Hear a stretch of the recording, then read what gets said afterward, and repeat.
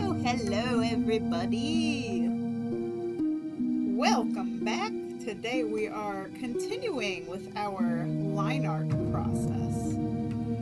So I'm hoping today to try and get not just the line art done, but a good chunk of the color flats.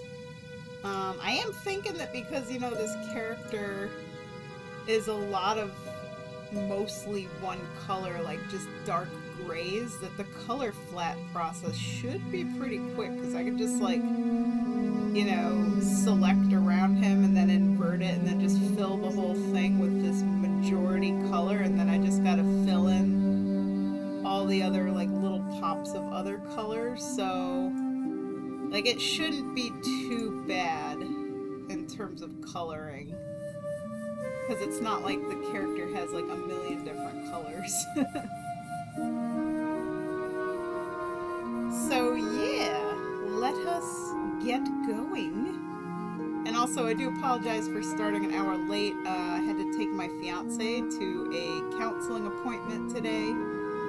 So by the time we got home, it was 4 o'clock, and then I needed time to get everything set up. So here we are.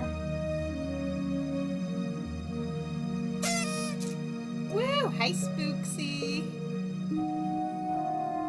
So I have another exciting thing to announce, and I've actually announced it on stream before, but I don't think anybody was paying attention because nobody responded to it.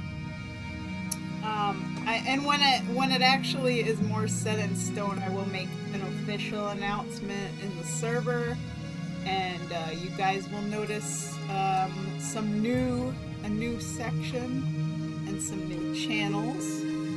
But let me basically spit this out.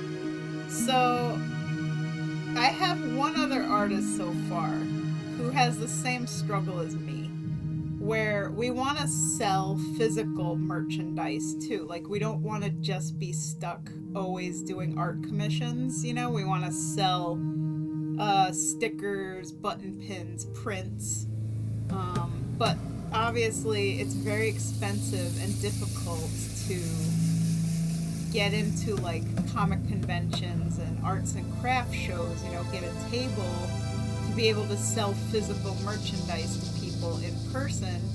And it's really hard to sell physical merchandise online. I mean, I've had an Etsy for many years, and right now I have at least 2 people asking me hey, where's the best place to actually sell my stuff online? And in my own experience, Etsy is not great because they charge a lot of fees. You literally have to pay fees to Etsy every single month for everything you list on their website. It's 20 cents. And then when you make a sale, they take a cut, so they take fees out of you on top of fees. And then there's also Redbubble, which is one of those sites that manufactures merchandise, but you get 3 cents, they take care of everything. You just upload your art and they produce it, they ship it, and you get barely anything. So both of those are not great options. Then we also have Ko-fi, and I haven't sold a single thing on Ko-fi yet. So here's what I propose, and this is for the artists in my community specifically who want to try and sell physical merchandise online. I was thinking of making a artist alley section in the Discord server, and Nara proposed that maybe we do quarterly, every 4 months we do a virtual artist alley event. So we basically could all join in on a Zoom call, and I'll stream it, and everybody on their webcams can show off their merchandise, just like a home shopping network kind of thing, where you have your camera and you show people what you got, show off your stickers, your button pins, your art prints, jewelry, whatever. And every artist who participates you know, has time to like advertise and promote whatever merch they're trying to sell. And this could include like crafts and stuff too, like, you know, if you crochet cute little plushies or, you know, anything like that. So I'm just curious, like, what you guys think of this, and you know, if any of you are artists, would you want to participate? There's also going to be a channel under the Artist Alley section, or channels, I should say, for each artist who is participating, to basically be like their own little virtual merch shop where they can post good quality photographs of what they're selling. And then the idea is that if people want to buy your stuff, then they DM you, they tell you what they want, you know, they pay for it via PayPal or whatever, and then the artist has to get their personal info, you know, address, shipping info, and mail it out. And we'll be doing this every 4 months, so quarterly. And I think it'd be a great way to really like bolster our community of artists and help people like actually sell physical merchandise, because I can tell you, I've had like next to no luck selling art prints or merch online at all whatsoever. I've only had luck selling my stuff at Comic-Con in person. So I definitely feel like, you know, posting my art onto all these different sites is just a waste of time and a waste of money and effort. And I think that this would be a lot better because, you know, it'd be an event, so we could actually hype it up. We can announce to people, hey guys, we're going to do our virtual Comic-Con on such and such a date between the hours of X and Y. And then, like, people can prepare for it, they can save up, and then they could look at all our different artist stuff and decide what they want to buy, just as if they were going to an actual artist alley at a Comic-Con. So I feel like this would work a lot better, in my opinion. Let's see. And also, hello, Kia Manted. Welcome. Honestly, I'd say Ko-fi, Etsy are essentially drop shippers, just public platforms to display things. I'd say best bet would be starting your own website and then handling the process via third-party print shop physical material. Yeah, like, you know, I've tried everything, but the thing is, I'm a small artist. I don't have a huge following. So every time I would try to, like, you know, announce to my community, like, hey guys, I got prints, I got homemade art jewelry, I got button pins, I got stickers, I got magnets, you know, and I post pictures, nothing would come of it. So, you know, I was like, well, maybe I need to think a little bigger and not just think about myself, because clearly my own stuff isn't selling. But if I could rally together, you know, all my little artist people in my server, and we can really actually turn this into an event and get people hyped and excited for it, then we'll all benefit. Because if people are in the mindset of, heck yeah, this is the day I'm gonna go buy some art and support some artists, you know, they'd be more likely to participate, I think. So I'm gonna definitely create the section in my server and make the announcement, and check out my commission artist folks, see if any of them want to participate, because I don't know how many of them actually have like physical materials, but you know, for anybody who wants to try their hand at like selling prints or stickers or whatever, like this would be a great opportunity. So yeah, that's basically the plan and the idea that's been rolling around in my brain for a while now. I'm just like, virtual Comic-Con, Artist Alley. Because as far as I know, I haven't seen artists online do anything of this sort. Usually they just go it alone, like every artist for themselves, trying to sell their stuff on these like oversaturated platforms where, you know, you post your stuff and it just gets buried and ignored. I definitely see your point there, though, Kia Manid, about, you know, Etsy and all that just being like a showcase. For sure. Because, like, I had an Etsy since 2016 and I barely ever sold anything on there. Like, yeah, for the amount of money that I paid over the years to just, like, have my items listed on Etsy, I probably lost money compared to how much I actually sold. So I made the decision just a couple months ago to finally delete my Etsy shop because I pretty much had it with Etsy. I was like, yeah, this is just not working for me.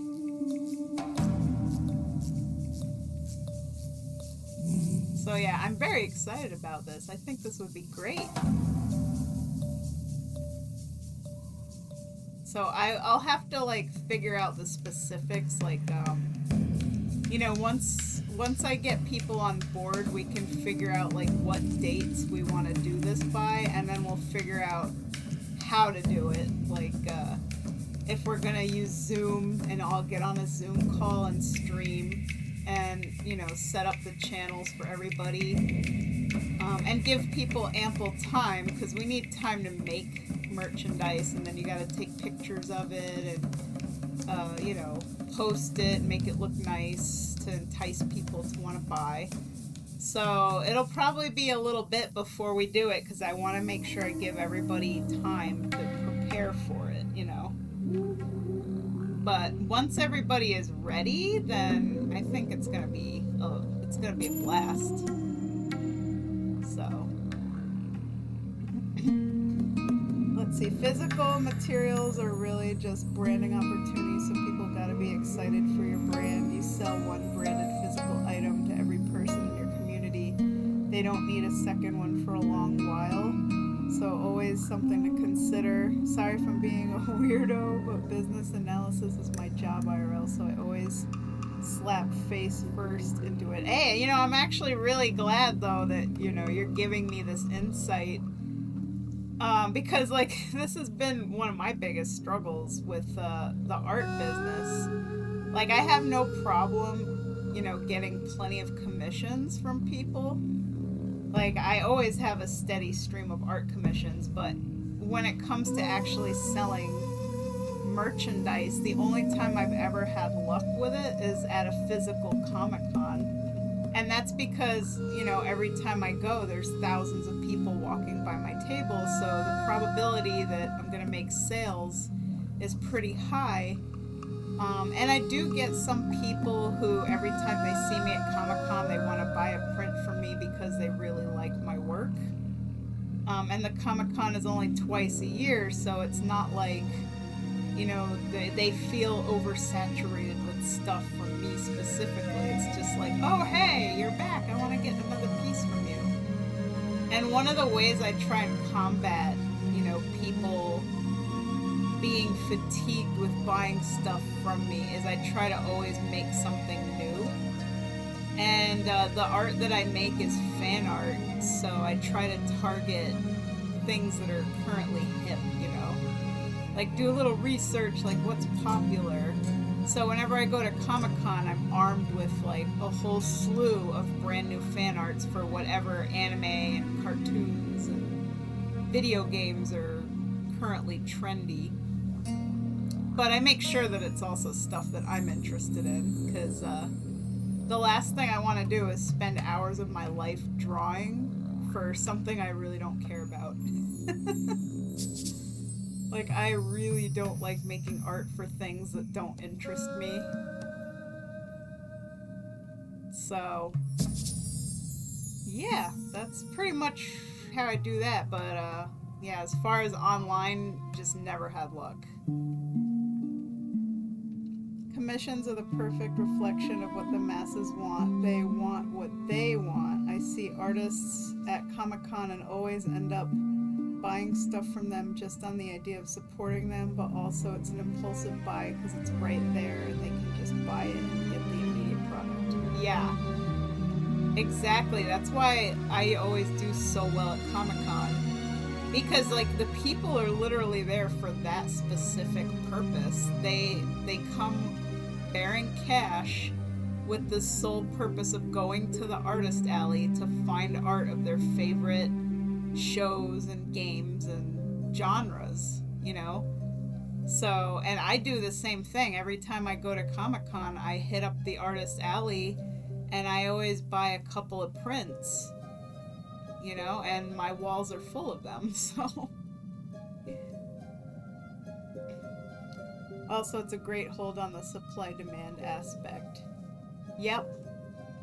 And the one good thing, too, about selling at a Comic-Con is, you know, you get a feel for, like, what the other artists have. And at my local Comic-Con, I always notice, you know, what kind of things are lacking. Like, what is stuff that the fans want, that the people want, that these artists aren't making.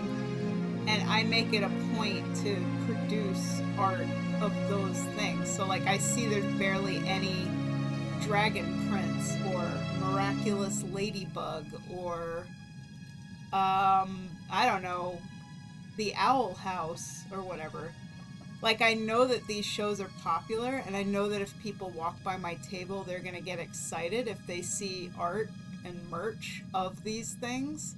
And nobody else at the Comic-Con is selling them. Like, you don't even see that much Spy Family stuff, so it's like, I know if I did some Spy Family artwork, I'm absolutely gonna make some sales.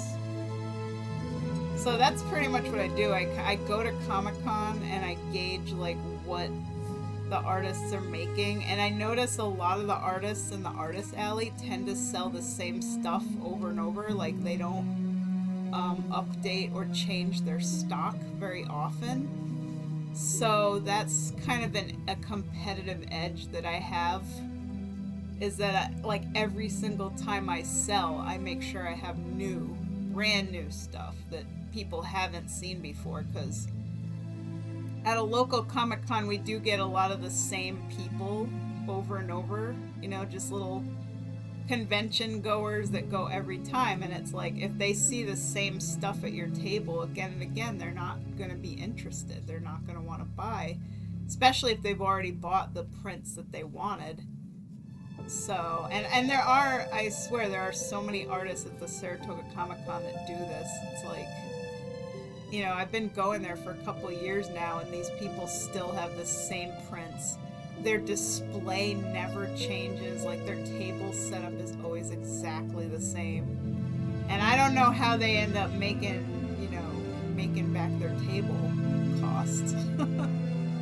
I mean, hopefully they do. But, yeah.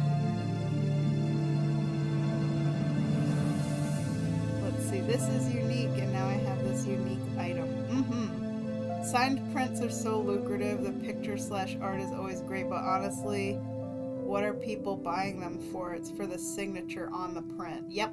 I've actually been told that by an artist at another convention named Rusty Gilligan. He always makes sure he signs his prints, because like it's basically your autograph, you know. It makes them feel connected to you, like they have something special. Because it's really about selling yourself, you know, you're the commodity. Like, the artwork is nice, but people want a piece of you, the artist. I always tell creatives to do a limited amount of product and then move on to the next item. Keep it new and fresh, and also keep it limited, because then people get all panicky with FOMO. Yep, that's definitely another really good technique. The fear of missing out. It's like you don't want to overproduce, so when I make my prints, I make about 10 of each print.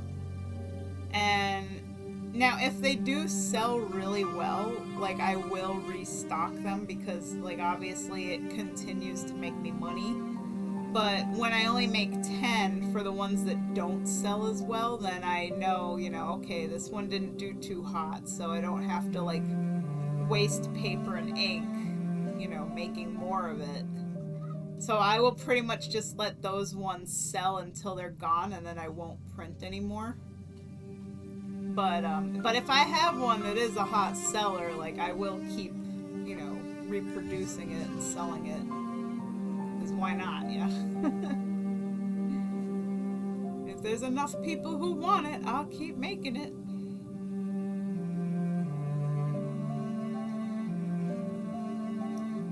And our local Saratoga Comic Con is going to be happening next month, actually. But lately, I have not been able to get a table because they have like waiting lists now. So it's gotten so big that the tables sell out really fast. It's very hard to actually get a table. So the way I see it is that just gives me more time to make stuff, you know, to just get prepped for it. And then when I eventually do get a table, I'll have so much great stuff ready to go.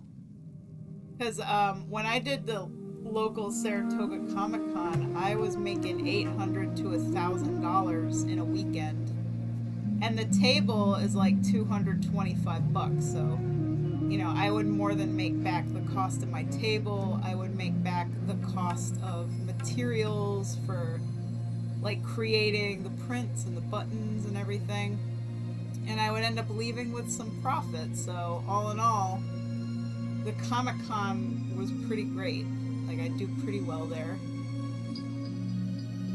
It also kind of depends a little bit on where your table is, too, because if you get stuck in a bad corner where there's not a lot of foot traffic, then you might not do so well, but I usually get a pretty good spot when I do the Comic-Con, so.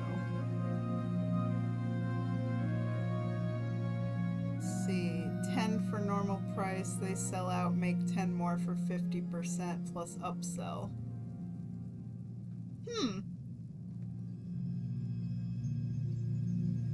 10 more for 50% plus upsell. I'm not sure.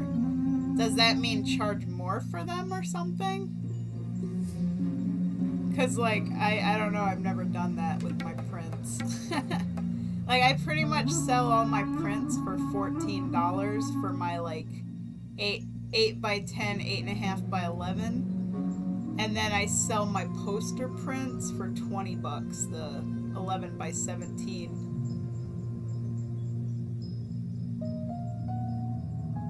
Huh, 10 for the first 10.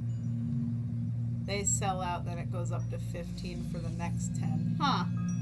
I never would have thought of doing that, but I guess that makes sense because if it's something that's really hot and in high demand, like, people will probably pay it, so. Yeah, I'll definitely have to keep that in mind.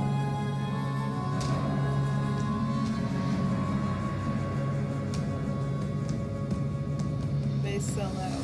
And it goes up. Gives motivation to buy early and buy fast. I see. That's a sales tactic I never even thought about. Because in my mind, it's just like, oh, these all sold out. I guess I'll just print some more and keep selling them. You know, I never thought to like raise the price. Mostly because I worry. I'm like, if I raise the price, then all of a sudden nobody's gonna want to buy them. You know. Like, people are really, really tight-fisted with their money. Like, wait, I saw that your prints was just $14. Why does it cost more now?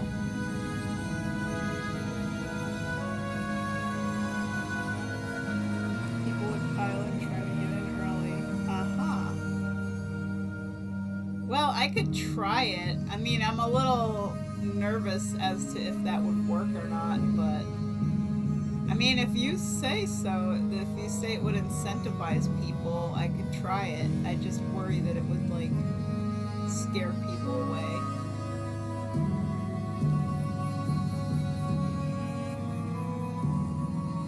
You spend less money the faster you buy. Just an idea to think about. Yeah.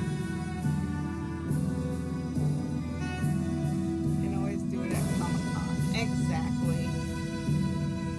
So for Virtual Artist Alley, I do have to kind of figure out like how we're gonna do it. You know, like how's it gonna get people in. So I'm gonna have to really advertise, probably advertise in a lot of other Discord servers too, you know, and tell people to spread the word, you know, tell their friends and all that. And save the date so they know when it's gonna be.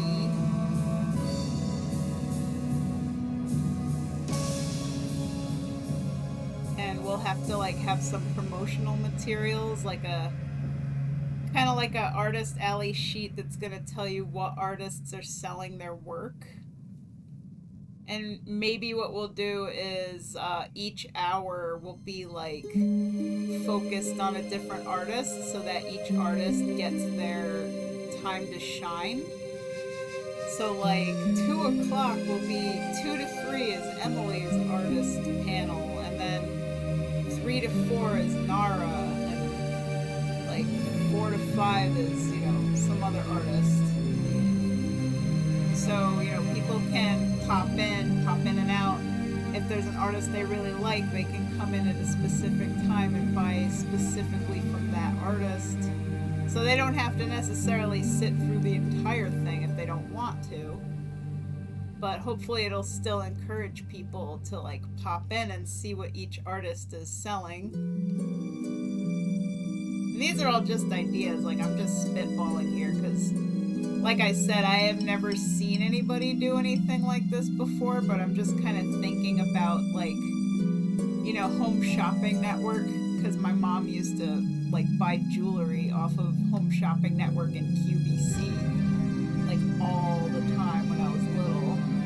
So I've seen so many of those programs where, you know, you got the salesman on the TV peddling their stuff. So I was just like, this would be a cool idea if we could pull something like this off. Just make our own little virtual Comic-Con and use Twitch as like the platform, you know, to stream it and make it live and be like, yo, we're selling merch right now, guys. Come on and place your orders. Now, of course, we don't have like an ordering system.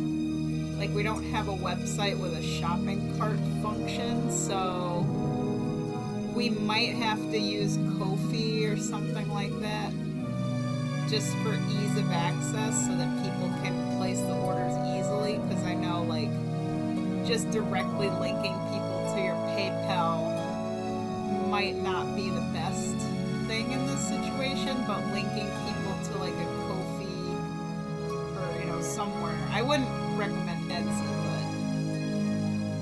but yeah, like I said, I gotta figure out how this would work, because I know most people want to have, like, a, you know, one of those virtual shopping carts where they could place their order, they could put in the quantity, submit it, and all that stuff, like, all nice and neat, easy to figure out.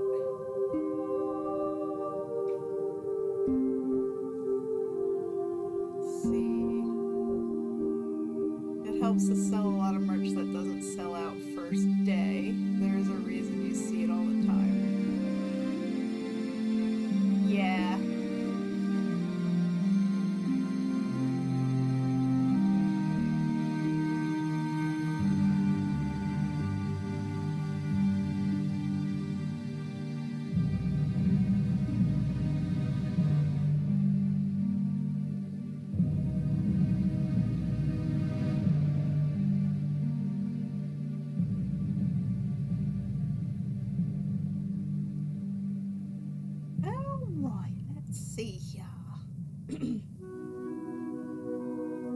Yeah, maybe what I'll do is I'll just have each artist set up a Ko-fi page, because you could sell like physical stuff through Ko-fi, and it has the you know, it has the shopping cart feature.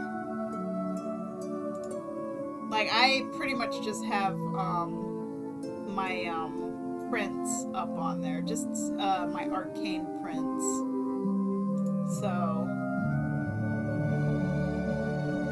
but I haven't sold a darn thing. But let me tell you, if we do a virtual Comic-Con, maybe I'll have better luck. But in case anybody's curious, I haven't done much with it yet.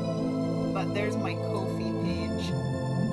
And also that'd be cool, like, because with Ko-fi, people can just donate too. So during this virtual artist alley event, if anybody just wants to toss some money at the artist just to support them, they can use Ko-fi to donate like $5 or whatever. So there could be, you know, people who don't really want any physical merchandise. They just want to like show their support. So that would be nice. So I feel like Ko-fi would be a good way to go. So I would basically just have to have everybody make their own Ko-fi page and get their stuff, you know, posted up on it before we do the virtual artist alley. Which hopefully people can commit to doing that, because I know it's a lot of work. Like, you gotta make the stuff, and then you gotta photograph it, and then you gotta submit it and put in all the info. You gotta price it. Like, it is a lot of work to make a shop and sell stuff. And you also gotta factor in shipping and PayPal fees, so you gotta charge, you know, a little bit extra for everything just to make sure that you make your money. So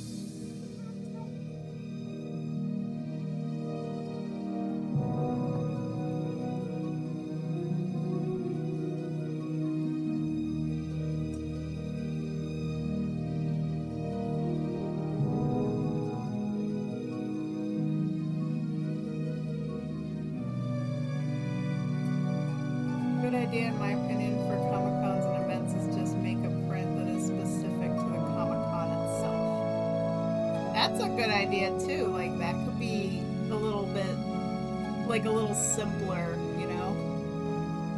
San Diego Comic-Con 2023 with your branding. Yeah. So I could make like a virtual artist alley print for the event itself. And maybe like all the artists could contribute to it. So, you know, we could make it like a poster with multiple people's work on it. Since it's supposed to like represent everybody. The only thing I worry about with stuff like this is, number one, can I get enough people to participate? And number two, are they gonna actually like pull their weight and do what they gotta do? You know? So like, I'm a go-getter, like I work really hard, but like, I can't guarantee that the other artists that want to join in are gonna, you know, be prepared and have everything they need to actually do the virtual artist alley.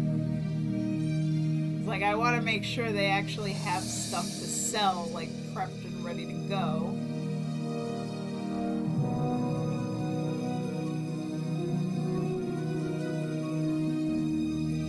But yeah, I guess, you know, I shouldn't worry about it too much, because you can't control, like, what other people are going to do. But I would like the event to be, you know, decent, so hopefully people put in a little bit of effort, you know?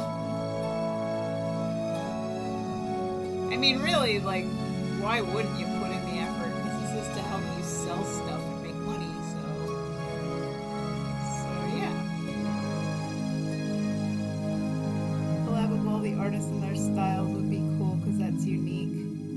That just comes with submission of merch preemptively. Merch submissions are due 1 month before showcase. Ah, I see. That makes sense, because a lot of like art galleries and craft fairs have a submission process as well. See, it's good that you're here with the business mindset, because I never would have thought of that. I would have just been like, okay guys, today's the day, what do you got? And it'd be like, I didn't have time to make anything. Like, oh no. Like, we're we're about to go live and you don't have anything to sell? What? That would be a disaster.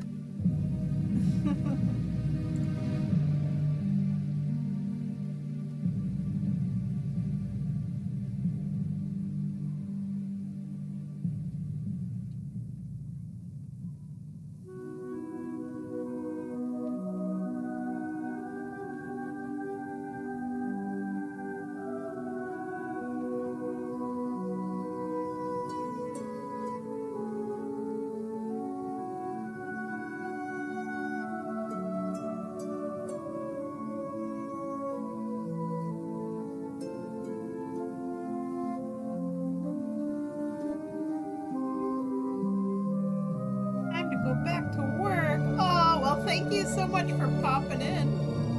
And if you're not following my channel, feel free to hit that follow button, and you're welcome to come back and chat with us anytime.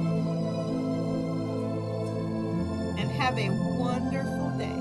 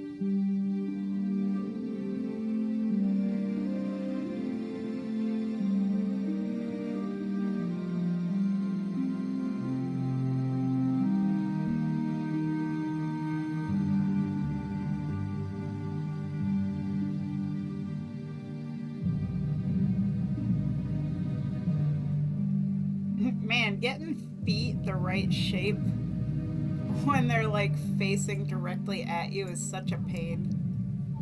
Like, foot perspective, yo, it's hard.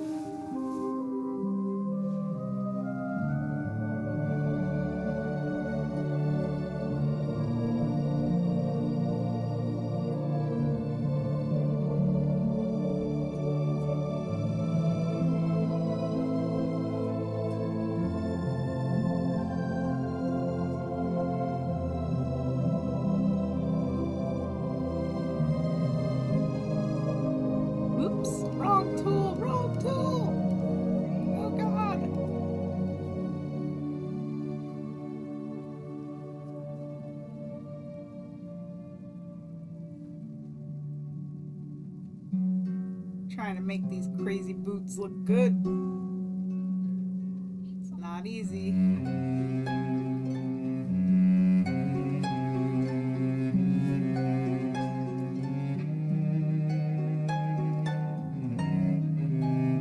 Man, there's a lot of screaming children outside and parents yelling at them. Like everybody's home from school and they're all outside being crazy. So if you guys hear like a lot of screaming coming through my microphone, I apologize, because I live in public HUD housing and there are a lot of families with a lot of kids here. So it gets pretty noisy. Someday, hopefully, I'll make enough money where I can get out of here and live in a nice, quiet place.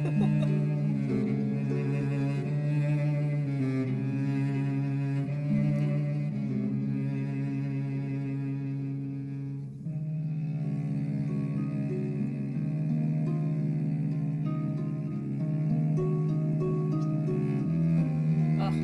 cannot stand the sound of screaming children. Like, ugh. It's one of those noises that annoys me so much. I definitely believe I have misophonia, where like certain noises just grate on me really bad. Like, I can't stand the sound of snoring or like heavy mouth breathing. Like, it actually gets me angry. And screaming children has a similar effect. It's like, I do not like the sounds of screaming children. Or crying babies, or any of that kind of stuff.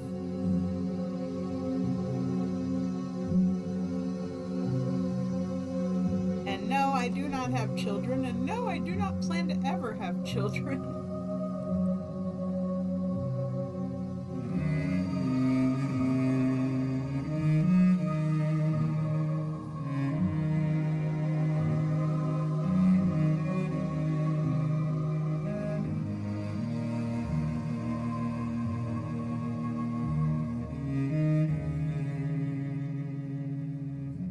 I have a cat.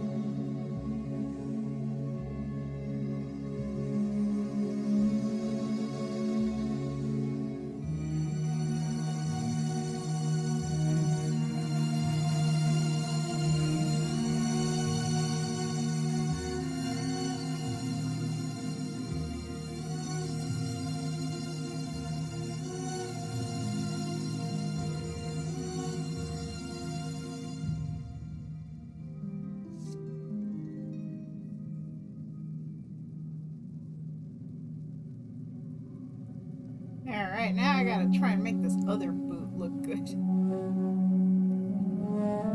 Like, trying to get this plate stuff to work. I think I need to lift this side up a little.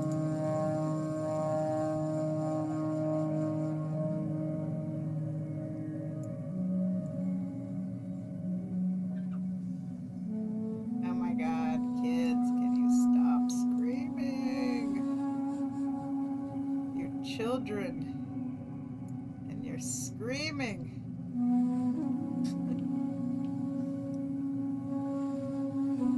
The kid next door, too, is like definitely a little cray-cray. Like, there's a little boy that lives right next door, and he has like tantrums and stuff. I'm pretty sure he's on the autism spectrum, but like, he's got some issues because he often has total meltdowns, like full tantrums, where he screams and he like smashes himself against the wall. He stomps up and down the stairs. And of course I can hear all of this, you know. And he does this often. Like almost every day, at least once a day, he has like a full-on meltdown. Like, I don't know what's wrong with this kid, but like, I'm telling you, If he was my kid, he'd be going up for adoption. I know that's a horrible thing to say, but like I could not deal with a kid like that screams and gets violent and crazy like twice a day, every day. Be like, nah, nope, nope, nope.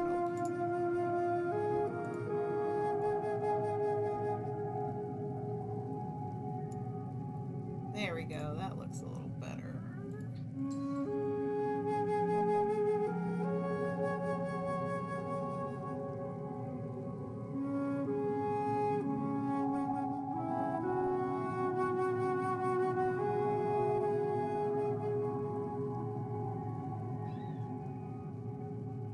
Man, these people outside talk so loud I can literally hear everything they're talking about.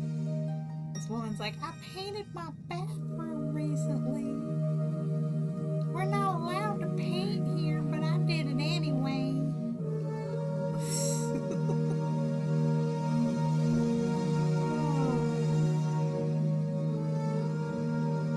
Like, yeah, you're not allowed to paint anything in these apartments, and if you do, they can take your security deposit, so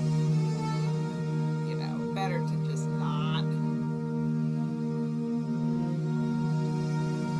Unless you manage to paint the walls the exact same shade of white that they already are.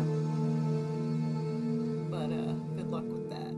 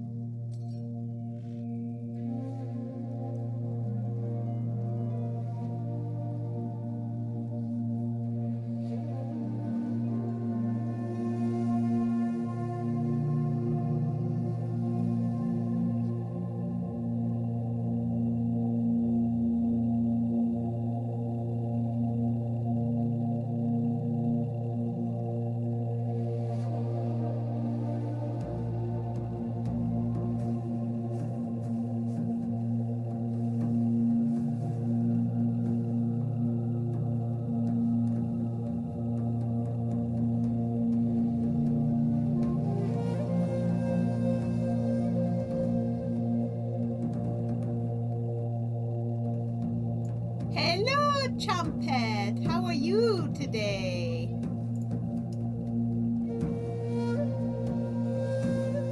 Hello, hello, hello, hello.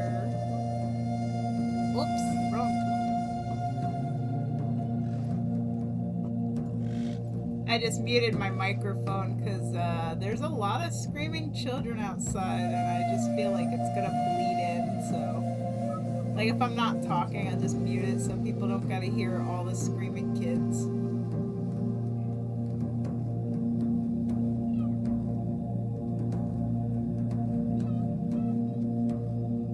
Oh my god, make it stop, guys. Make it stop.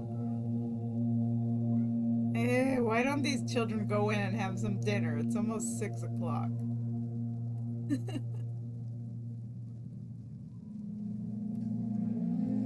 I like your transmog for Nordico because, you know, it's the cataclysmic gladiator gear, which is one of my favorites. Like, obviously that was Amalthera's main outfit for many years. I did a lot of arenas to get that gear back in the day. Sure, post it.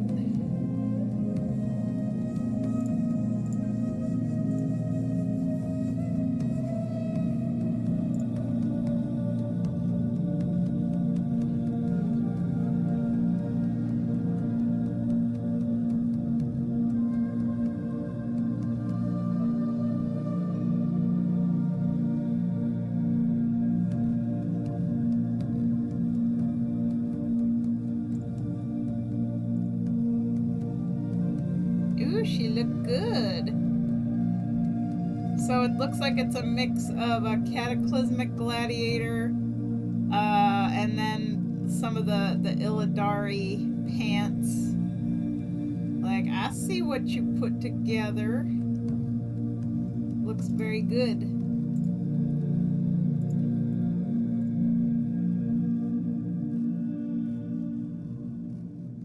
Hello, Kaiser Dragon. How are you?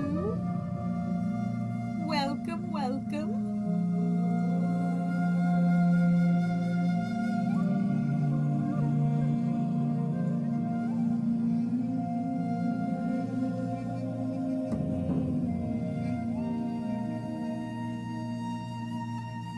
Nara is like writing to me now, so Nara is excited about the virtual Comic-Con idea that I threw out. So for anybody just getting in here, I have this idea to help, you know, the artists in my server with the struggle of trying to sell physical merchandise, because I got at least 2 artists that want to sell actual stuff. So Nara wants to make like League of Legends stickers, and then we got the Pariah Complex, who is selling like laser cut, you know, wood items. So like I've been getting a lot of interest lately, like, hey, do you recommend Etsy or Redbubble or like this, that, and the other? And, you know, I'm basically going off of my own personal experience that it's really, really hard to sell like physical art merch online unless you already have, you know, a pretty established following and like people who want your stuff, because really selling physical merch is about branding. We just had somebody in here who actually was a business person. Their name was Kia Manted, and they gave me a lot of really good advice in the stream chat a little earlier. Stuff that I never thought about because, you know, I don't really have a head for business, I'll be honest. Like, I know how to make art. I'm not so great at selling it. But, you know, they explained to me that, like, people want to buy something not necessarily because of the art itself, but because they want a piece of the artist. They want a piece of your brand. So they want prints that are signed. They want something that's one of a kind and unique. So, like, limiting the supply of things and creating FOMO is, you know, like, they basically gave me a whole bunch of interesting like psychological techniques for how to like encourage people to want to buy physical art merch. Because if you're an artist that doesn't already have like a gigantic following, it is really hard to sell your stuff unless you're selling at like a craft fair or a Comic-Con where people are already in the mindset of they're just walking around looking at the tables and they want to buy stuff. They got money ready to go. To entice people to want to buy stuff from the artists online, I was like, why don't we do a virtual artist alley? So, like, our own little mini Comic Con where, you know, we get a couple of artists together and we stream on like Zoom, so each one of us can have our webcam and basically show off our merch and have a little time in the spotlight, you know, to promote what we got, and then post links to sell the stuff, like Ko-fi links or whatever, or if they have Etsy or whatever, or just sell it directly.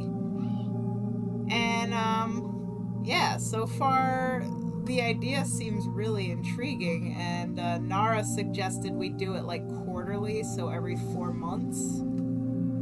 And we just have to figure out, you know, how many people are going to be involved. And Kia Manted also suggested we make like a poster about the event too. So it's like Virtual Artist Alley 2023. And we could have like a big collab of all the artists for this poster and really drum up hype for it, like excite people about it. And then we'll put out, you know, the time and the date, and each artist can have like an hour stream where they can really like sell their stuff, and have channels, their own channels, where they can post pictures of their merch that they got, and hopefully, you know, make some money. So I personally think it'd be a fantastic idea. And I feel like it would probably help, you know, me, especially selling prints and stuff, because by golly, as many times as I told people, like, hey guys, I'm selling prints, like, I don't sell any prints. So maybe if I do like a virtual Comic-Con event, people will be more like, yeah, you know, it'd be cool to kind of own like a physical copy with my signature on it, you know, something real and tangible. So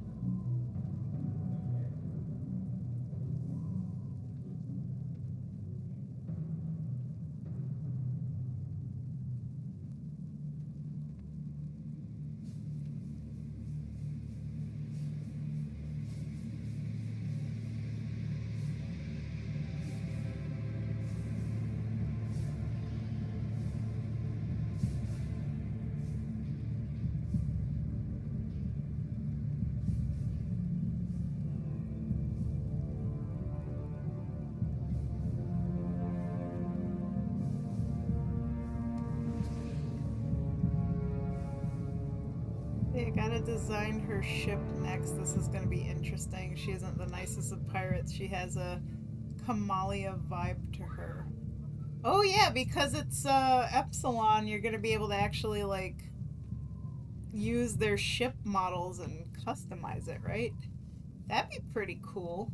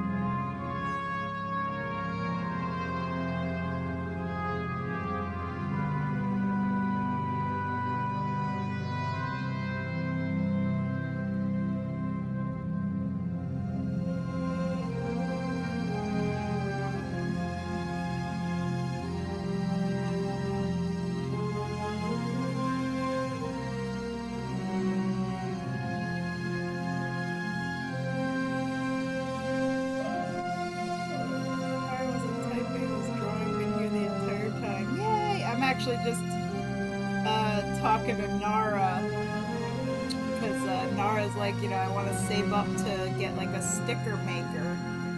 And I just remembered I have an extra sticker maker that one of my coworkers at Panera gave me.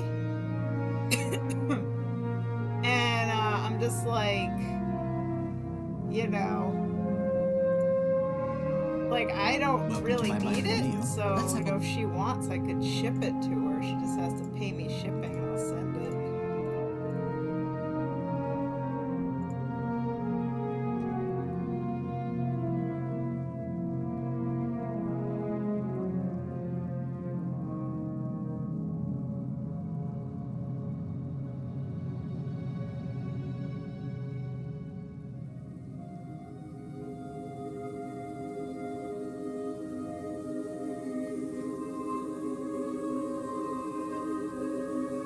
Ooh, I like your art that you just posted, Spooksy. Happy Noble Garden. Oh my god, did Noble Garden start yet? I gotta check my calendar. Because that's gonna get me, like, some points for the trading post. March of the Tadpoles. 12:01 a.m. Probably missed that. Because that was at midnight. Okay, Noble Garden looks like it starts Monday, April 10th next week, so I didn't miss it yet. A tisket, a tasket, a Noble Garden basket. I do Noble Garden every year just so I could get like all the bunny ears and stuff on all my characters, but then Blizzard made them like cosmetic only.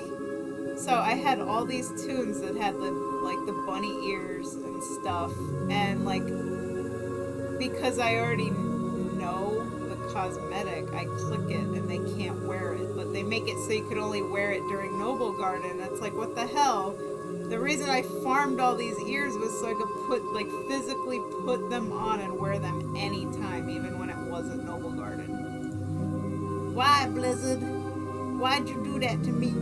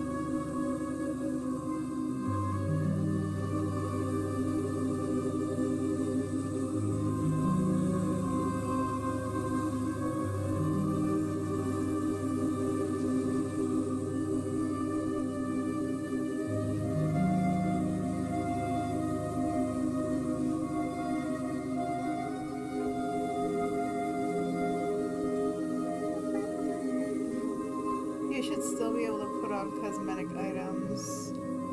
So let me test that real quick. Hang on. So like I want to put on my bunny ears, but it's not Noble Garden right now. So I should be able to put on my bunny ears. So I'm looking through all my hats. See, there's the flower crowns. Like I could put those on. Because if it was just like you could mog them anytime, that would be great. But like for certain holiday items, like the rose in your hair, you know, the same thing happened with the rose. Like I physically had the hair rose in my bag and it wouldn't let me put it on. And I'm looking through all my hats right now and no bunny ears in here at all.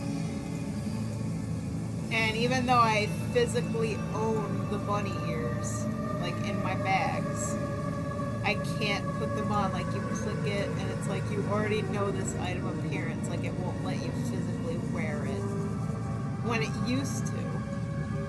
So like they pretty much made it so you could only wear your bunny ears, you know.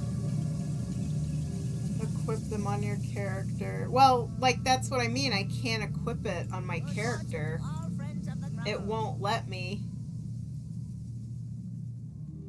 Like I have so many of these bunny ears in so many of my characters' bags, and you can't put them on.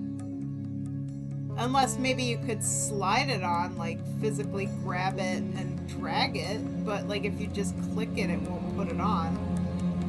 I'd have to log on to like another character to check, but I'm pretty sure at this point I just got fed up and I vendored most of them or deleted them because I was just like, wow, this sucks. But I know I still have some on some of my characters and I just can't wear them.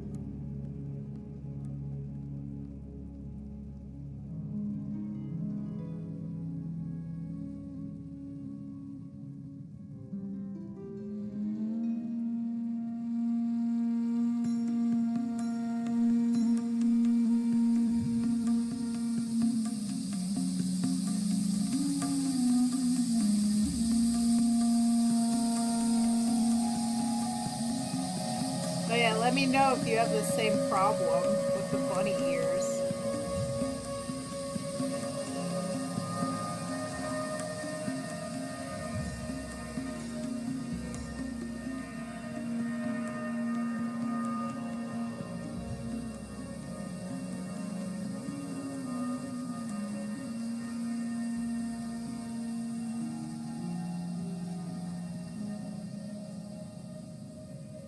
Anyway, back to drawing. So, sorry if I'm like distracted because I'm just like kind of helping Nara. You know, she's interested in getting the sticker maker. And if we're gonna do the virtual Comic-Con Artist Alley thing, that would be good, you know, for her to have. And since I have an extra one, I don't mind shipping it to her. Like, just, I got it for free, so like literally she just pays shipping and I'll send it out. Always happy to help a fellow artiste. And I love my sticker makers. Like, they're really fun. It's basically, it's like a roll and it laminates stuff, so you print out your art that you want to turn, excuse me, you print out your art that you want to turn into a sticker, and then you roll it through. It's got like these little wheels, and it like laminates it, and it also puts like an adhesive backing on it. So it basically turns your print, your art, into sticker. And then all you gotta do is just like cut it out, unless your stickers are square, but like if your stickers have shapes, then you just cut them out. And yes, you have to cut them out by hand, and yes, it can be very tedious and time consuming. But that's why I now have a Cricut machine, which is supposed to cut out stickers for me. So I just don't really know how to use it, and it's like really complicated. So I pretty much have not figured out the Cricut yet. But when I do, it'll be great, because it'll be like mass-produced stickers getting cut out for me left and right. I was pretty much gonna like learn how to use the Cricut once I actually am ready to produce my chibi WoW stickers. So when that day comes, I mean, if I'm gonna be doing a virtual Comic-Con, that day is gonna come sooner rather than later. But I will get back on YouTube, look at some tutorials, and, you know, figure it out.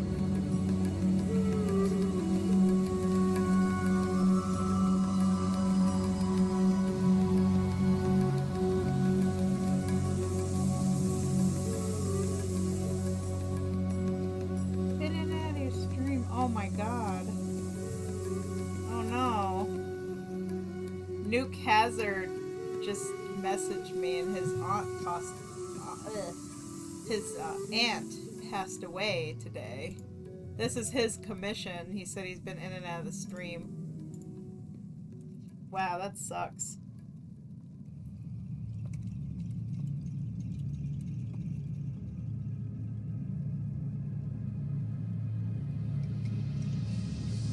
Hello, Lindsay. But yeah, like I just got messaged from Nuke Hazard right now that his aunt passed away this afternoon today, so that really sucks. Give him your condolences, guys, because that's sad.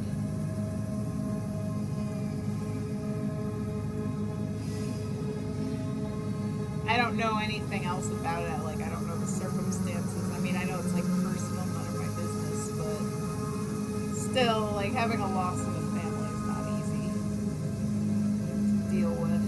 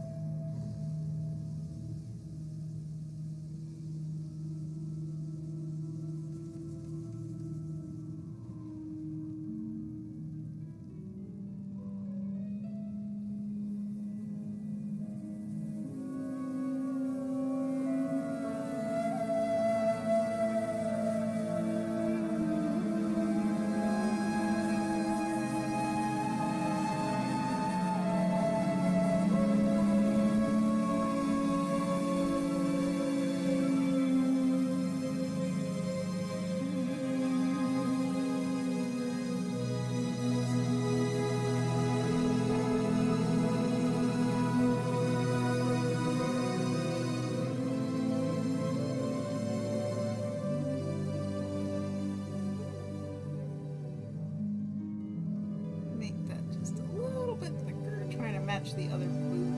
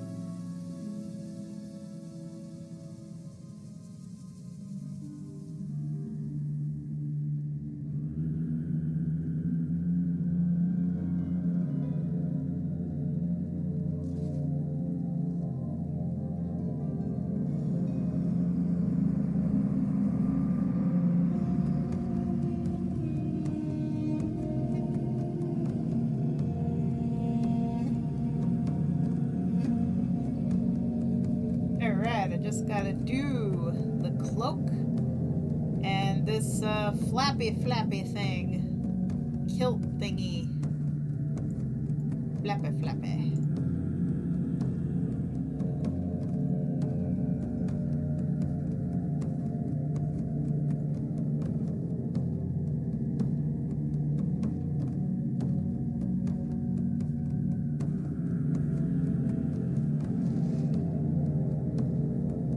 But before I do that, I have to BRB because I need to go to the bathroom. So I will be right back.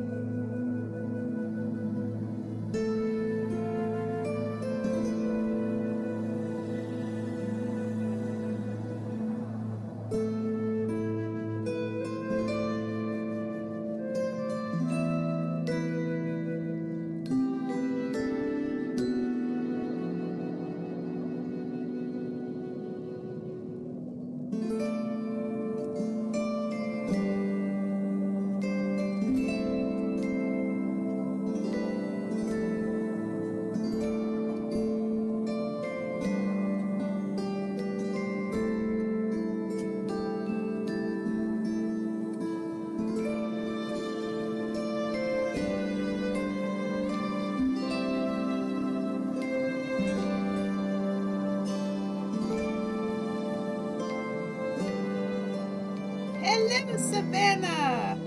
Somebody is potentially perving on me in WoW right now. I just got a whisper from this dude right here. He doesn't have TRP, so obviously he doesn't know like what I'm doing. And he just whispered me and he said, "Hello, gorgeous." And I also have a bibble. Oh geez, he just said that music is lovely. Oh my god, because I'm playing the harp. Oh, watch, this guy's gonna try and ERP me in the whispers. How much do you want to bet?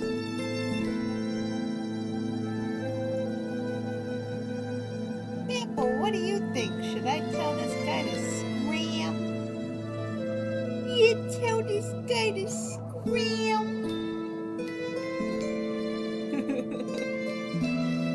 Just be like, hey, I'm streaming art on Twitch. Go away. Wow, that's white, people say. Oh,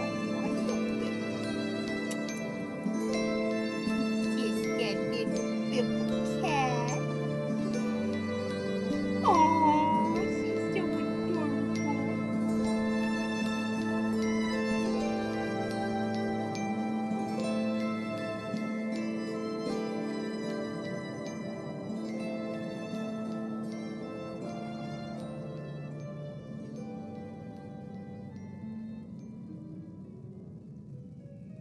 Oh, she's bibbling. She's bibbling.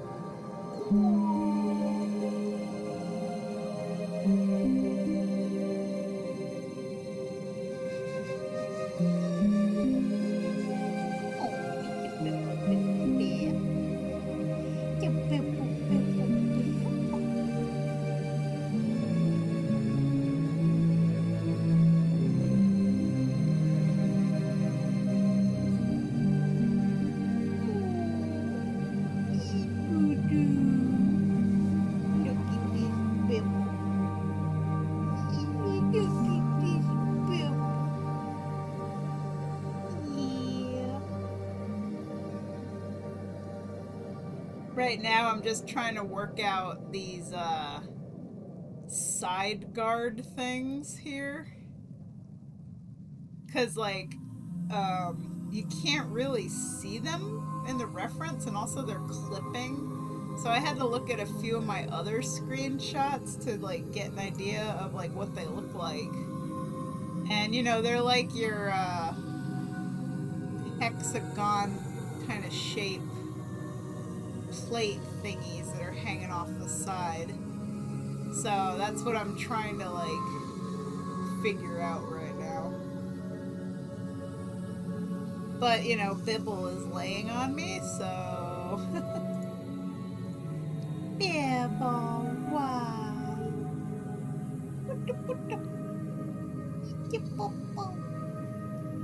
Oh, he's a Bibble. Bibble cat. Swivel back. She's a black and a bat Bibble cat.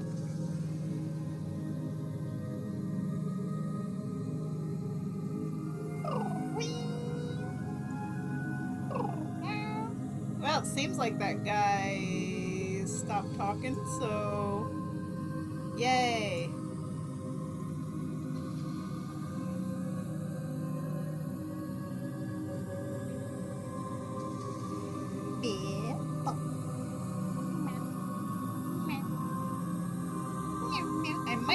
run AFK and feed the bibble.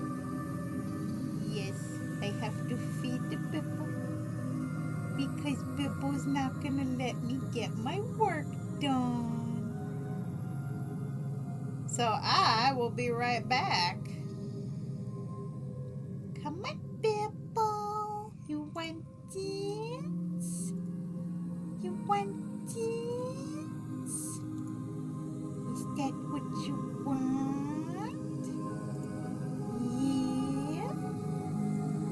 Your Bibble wants some biscuit. Meow, meow. Meow, meow.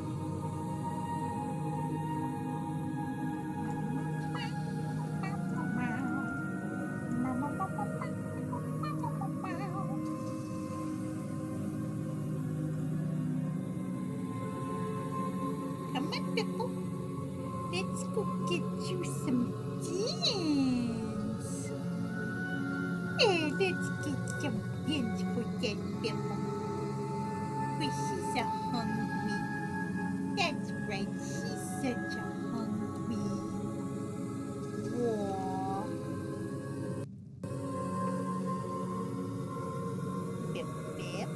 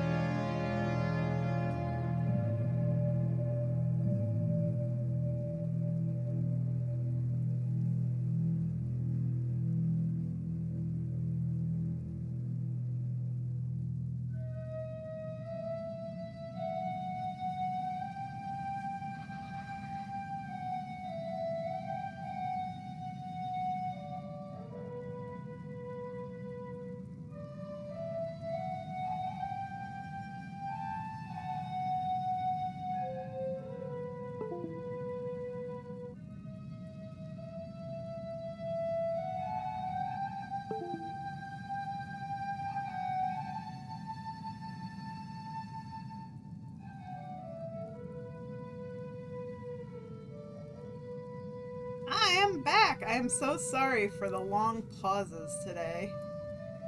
Because the first one I had to go to the bathroom. The second one, Bibble is giving me a fussy time because, again, she's like being picky about her food and she doesn't want to eat.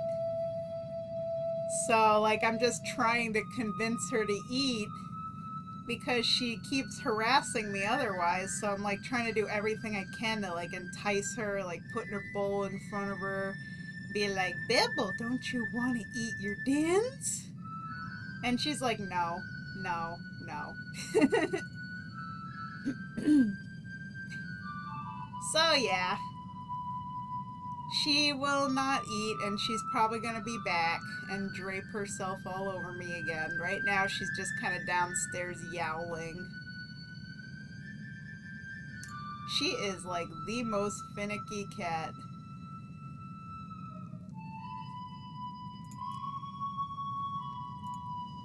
Anyway, let's see where we left off here.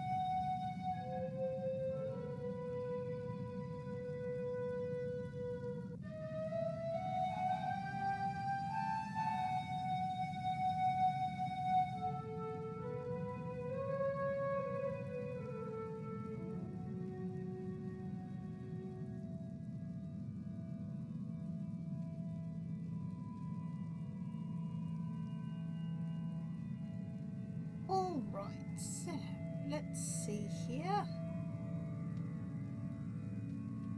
Probably should bring the belt, like the edge of the belt out. Like that.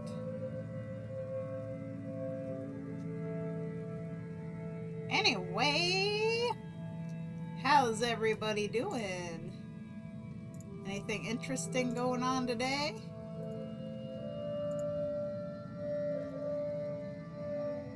Oh my god, I just looked at Twitch. It says 9 people are watching. Like, no. No people. I swear, like the past couple of days it's been really good. Like having like 7 people or so watching, like that's a record. Because usually when I stream I have maybe 2 or 3 people, sometimes only 1. So to have like 9? Does this mean I'm becoming more popular? Or maybe it's because I'm streaming under World of Warcraft and not under art, and maybe it's just like a more popular category to stream under, I guess. I don't really know. But you know what? I'll take it. Like, if that's what it takes to get more viewers, is to stream under WoW and not under art.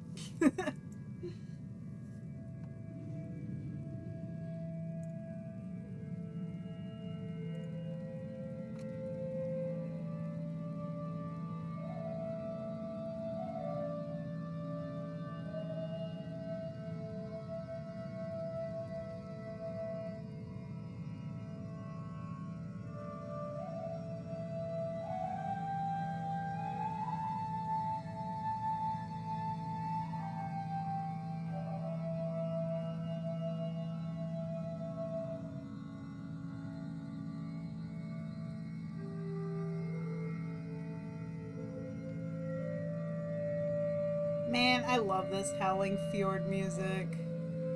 Like, Howling Fjord was my favorite. I love Grizzly Hills too, but like the Aurora Borealis was like my favorite. Just, you know, The dancing colored lights in the sky. I love that.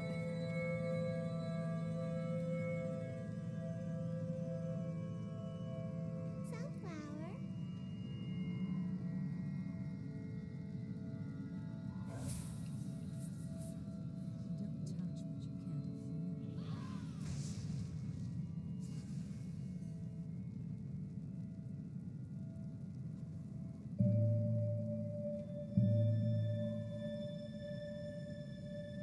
I also like the music. Like, it's very, I don't know, atmospheric and stuff.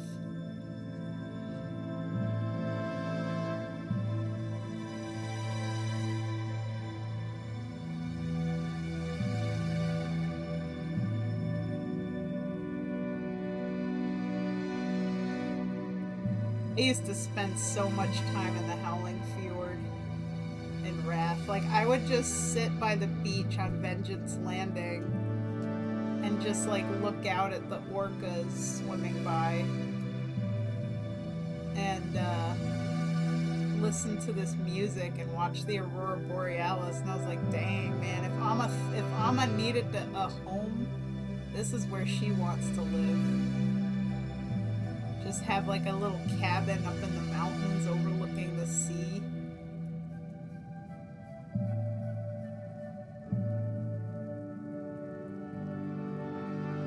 There's a Bibble.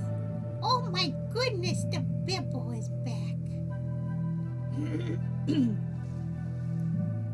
Oh, well, she bypassed me, so maybe I'll get lucky. I'll be able to keep working. She's just looking out the window right now.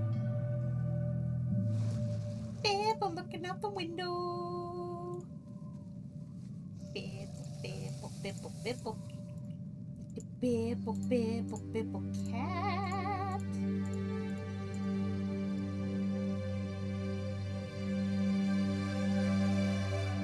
Have an army of bibbles.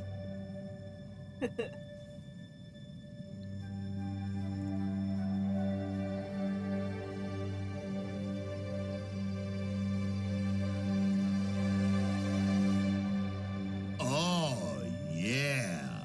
That's funny.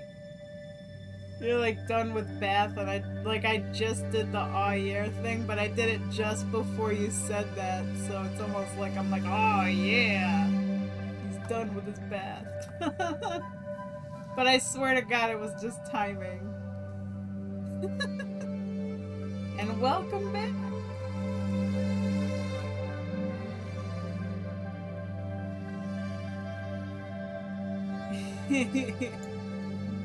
Also, I gotta say, guys, I am loving Amma's current transmog. Like, oh my god. OMG, this mog is fire. And also, that guy just started dancing. Heck yeah. I wonder if he's watching my stream. He's like, oh look, I'm on camera. Oh, he just disappeared. Oh no, here comes the Bibble. Here comes the Bibble. Bibble. Why Bibble? Why? You won't eat your dins and you're gonna harass me all day. Oh, look at this sad creature. Sad creature that won't eat her dins. Oh, you hear this? Bibble, why? Why? Oh, Bibble. You gotta eat your dins. You gotta eat your dins. Yeah. Technically, it's not false advertising if you're in game while you do art and it's streaming to be in the WoW category. Yeah, like, technically, I think so, because I am streaming footage from the game, and I am drawing art that's directly related to the game. Like, everything on my stream is pretty much WoW. Got a blood elf dancing on a mailbox with a twitchy murloc, you know? And now I have a Bibble. Bibble, what am I supposed to do with you, Bibble? Oh, what am I supposed to do? How am I gonna get anything done? Bibble. I should be doing color flats by now, Bibble. Yeah, I should be doing color flats. I'm almost done with the line art. I just gotta do the details inside of the kilt thingy-mabobber. And, you know, whatever little extra tweaking to the line weight variation that I gotta do. And then I gotta, on a separate layer, ink the background stuff. Which I don't really have to spend too much effort on that because the background's going to be mostly hand-painted, so the line art's going to go away anyway. But it's really more for the aesthetic of the overall line art that the background has something. And also, hello AU Archivist! I have a bibble. A bibble is across my belly. It's a Bibble.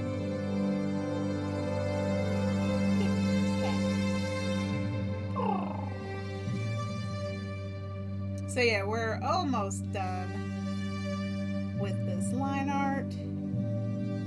Just needs a little more.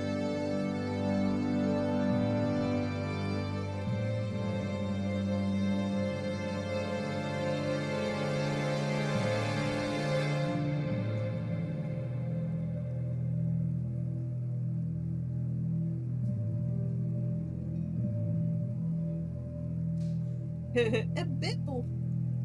She's a Bibble. Baba Baba Bibble. Baba Baba Squibble.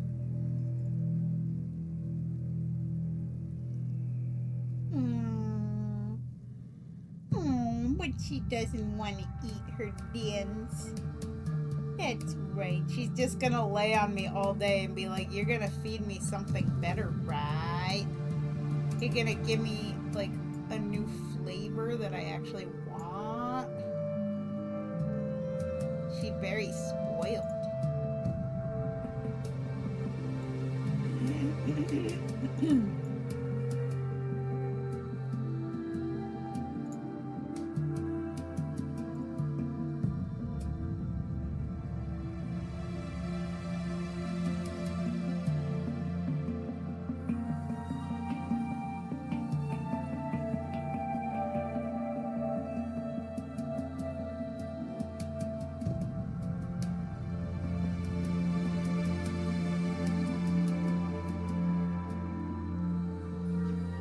My pups are the same way. Aww. Yeah, like right now, you know, she was getting bored of her usual flavor that she likes to eat, so like, okay, it's time to change it up, but you know, I don't know what flavor she wants. It changes like all the time, so it's a gamble. And I end up picking something and she either likes it or she doesn't like it. Sometimes she does, sometimes she doesn't. So I just can't win. You know? Bibble gonna bibble.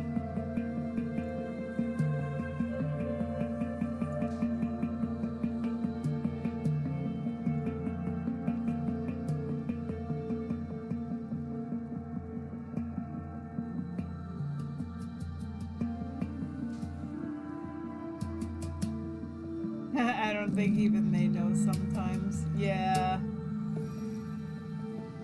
Well, they definitely don't have the big variety of food like we do, so I can imagine that you spend your whole life eating this stuff. It's gotta get pretty monotonous, you know?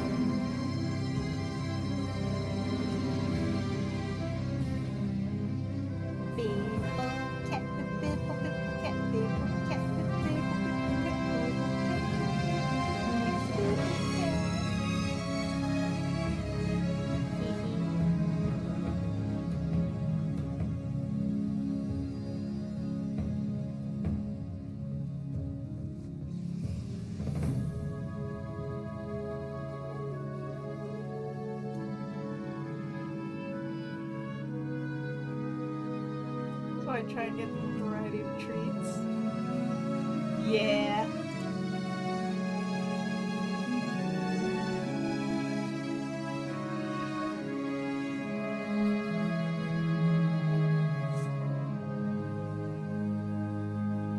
Alright, now I gotta go fill in all the little gaps here.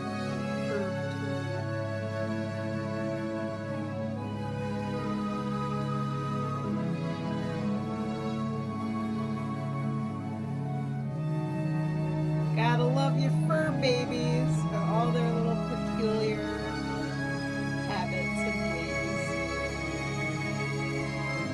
Bibble finally crawled off of me and she's back on the bed looking out the window. Or, nope, she's just taking a nap, so. Hooray! I can draw again, yay!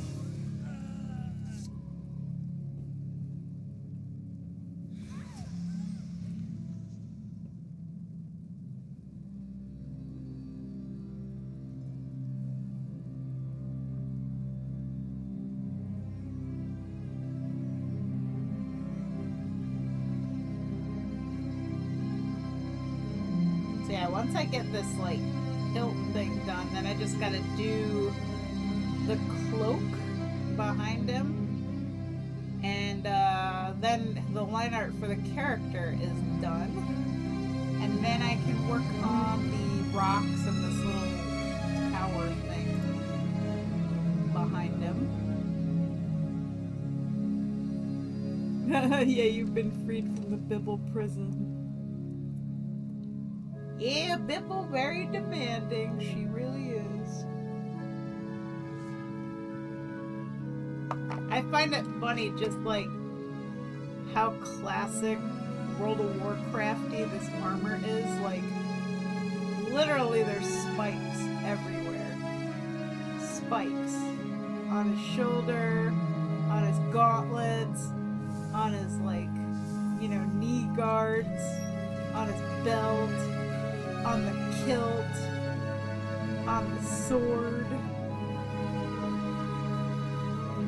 Like, it's not World of Warcraft if it's not covered in spikes.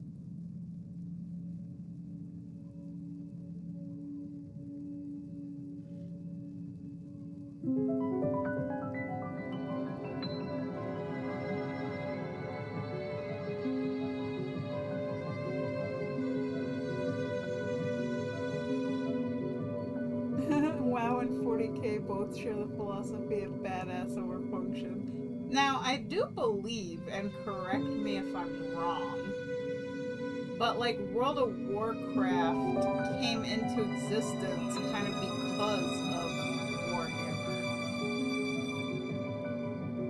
Does anybody here know the history of that?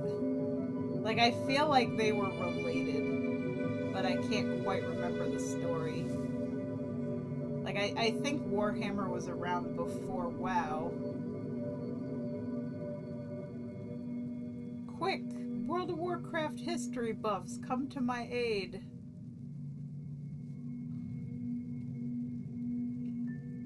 Like the people who formed Blizzard wanted to kind of branch off and make their own thing or something like that. But I don't really remember exactly. I could be completely wrong.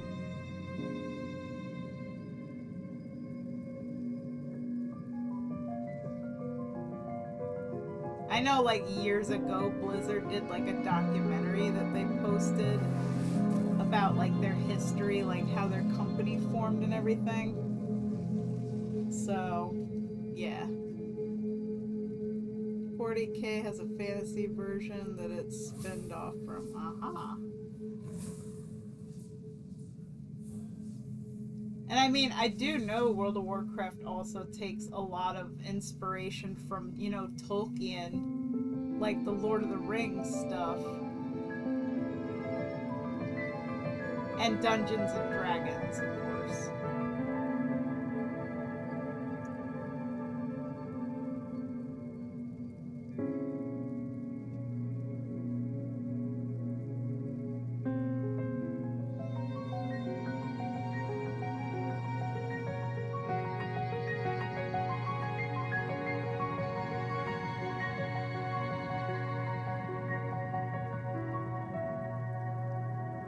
Tolkien really did just lay the foundation for an entire genre. Yeah, it's like all this past fantasy stuff as we know it today, with like, you know, medieval human kingdoms, elves, orcs, dwarves, gnomes, all of that stuff.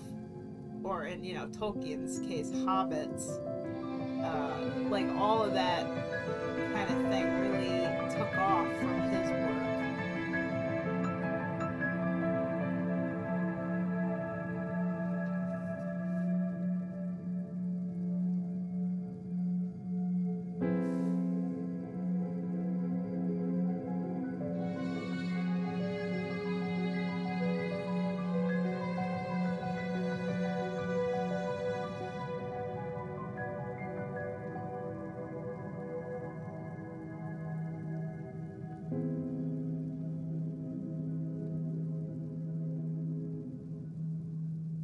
There are so many details in this line art, like, oh my god. Like, I'm trying so hard to stay focused. I'm like, okay, you gotta finish these little lines. Just finish these little lines.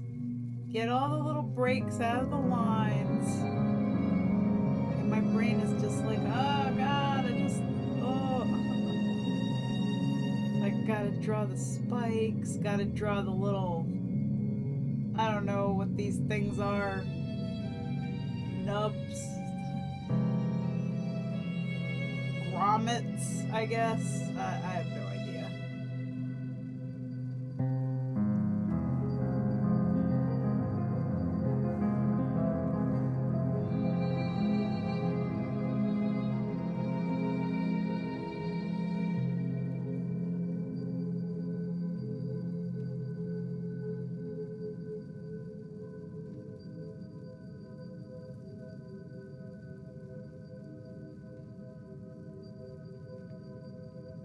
It's looking good so far.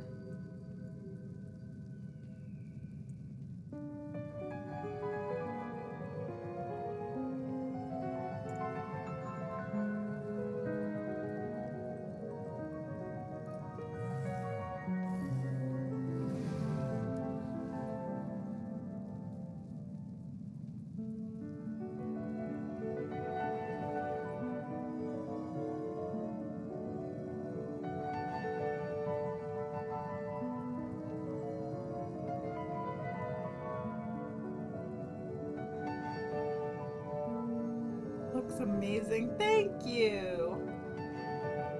Yeah, so far I have spent like 6 hours on this line art, give or take, because I know I had like a couple of AFKs here and there, but I spent like 4 hours on it yesterday,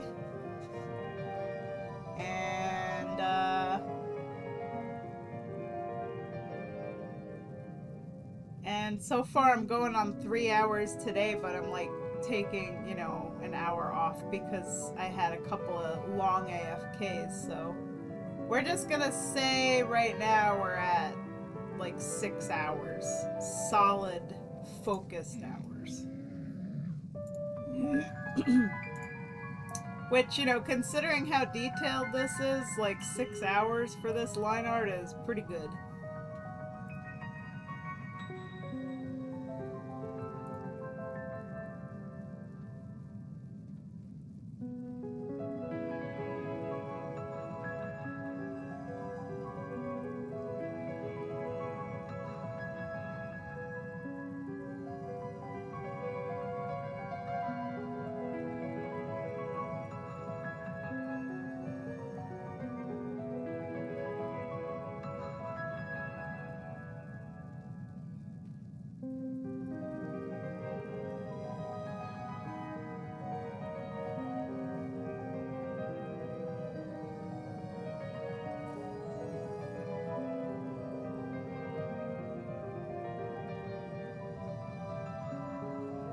I love the massive armor he has on the one side. Yeah. Like, this is the actual screenshot right here. Like, I just took a whole bunch of screenshots and cut them out and merged them together to try and get the pose, but, like, yeah, that's no exaggeration how big that shoulder armor is right there. Like, I even asked the guy, Nuke Hazard, this is his commission, I was like, do you want me to, like, shrink this down a little bit? And he's like, no, keep it big. So I did, like, shrink the boots a little bit and also the pauldron. You know, some of the other parts of the armor I did modify a wee bit so they're not so bulky, but I kept the shoulder the same.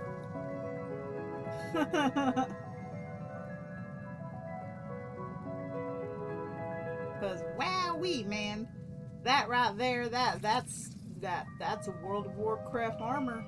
I'll tell you what.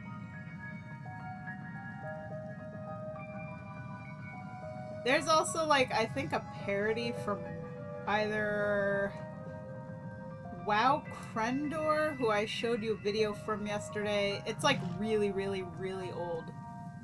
But I think it was like, why did you join the Horde? And then there's this orc and he's like, the shoulder pads. And like, the shoulders were so huge, like, just, I mean, they made them like really, really, really big. It was funny as all heck. But if I could find that video, I'll have to send it to you. Because there's a lot of old, like, World of Warcraft parody videos on YouTube, and they're still good. They still hold up. The shoulder pads. Maybe, I think what I gotta do is type into YouTube, why did you join the Horde? And maybe it'll pop up. There's also one for why did you join the Alliance as well. I don't know if it was WoW Krendor that did that one though. I can't remember. It's been too long. Let's be real, Horde looks the coolest out of all of them. Yeah, Horde has always been more like barbaric and like, you know, shamanistic, naturey, tribal, I guess you could say. You know, Horde is a little less refined, rough around the edges, you know, the kind of like less civilized races. Not counting like the Blood Elves, obviously, because the Blood Elves are super opposite of like everything all the other Horde races. Like, one of these is not like the other, one of these just doesn't belong. Why are you elves part of the Horde, you know? Because we have beef with the Alliance. There's blood and history. Basically, the reason why the Blood Elves joined the Horde is because in their time of need, when their people were basically being completely decimated in a genocide from the undead, the human kingdoms that they were allied to at the time did not come to their aid to help them.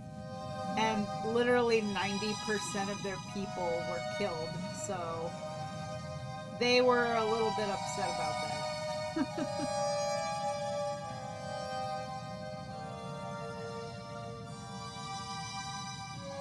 Granted, I mean, the humans had their own stuff going on, you know, but that's like the one time they could have really, really used their help.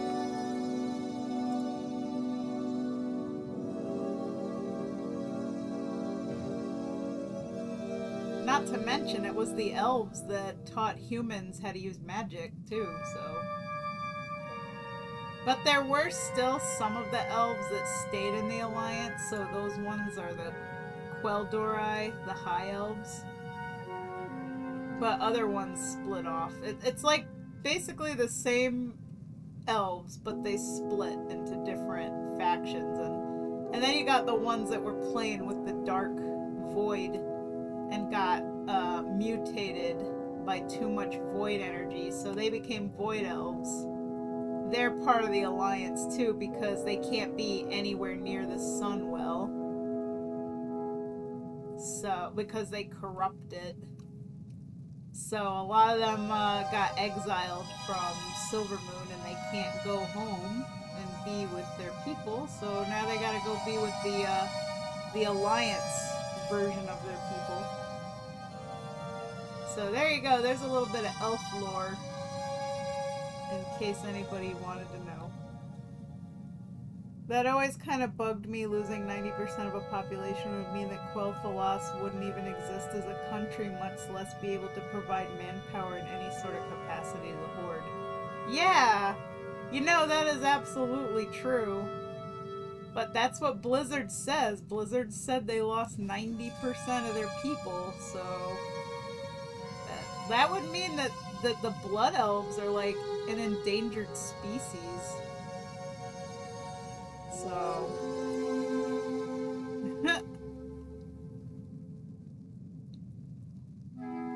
I could definitely see having some beef with that. If they were powerful magic users, perhaps they could work as magic support units. Yeah, like, the Blood Elves, or Sin'dorei, well, they got that name because of everything that happened after the Scourge wiped out their people. A group of them went with their prince to the Outland, and their prince got corrupted by fell magic and demons. And that's a whole other story. But anyway, good old Kael'thas. But yeah, basically they became Blood Elves after, you know, the genocide of their people.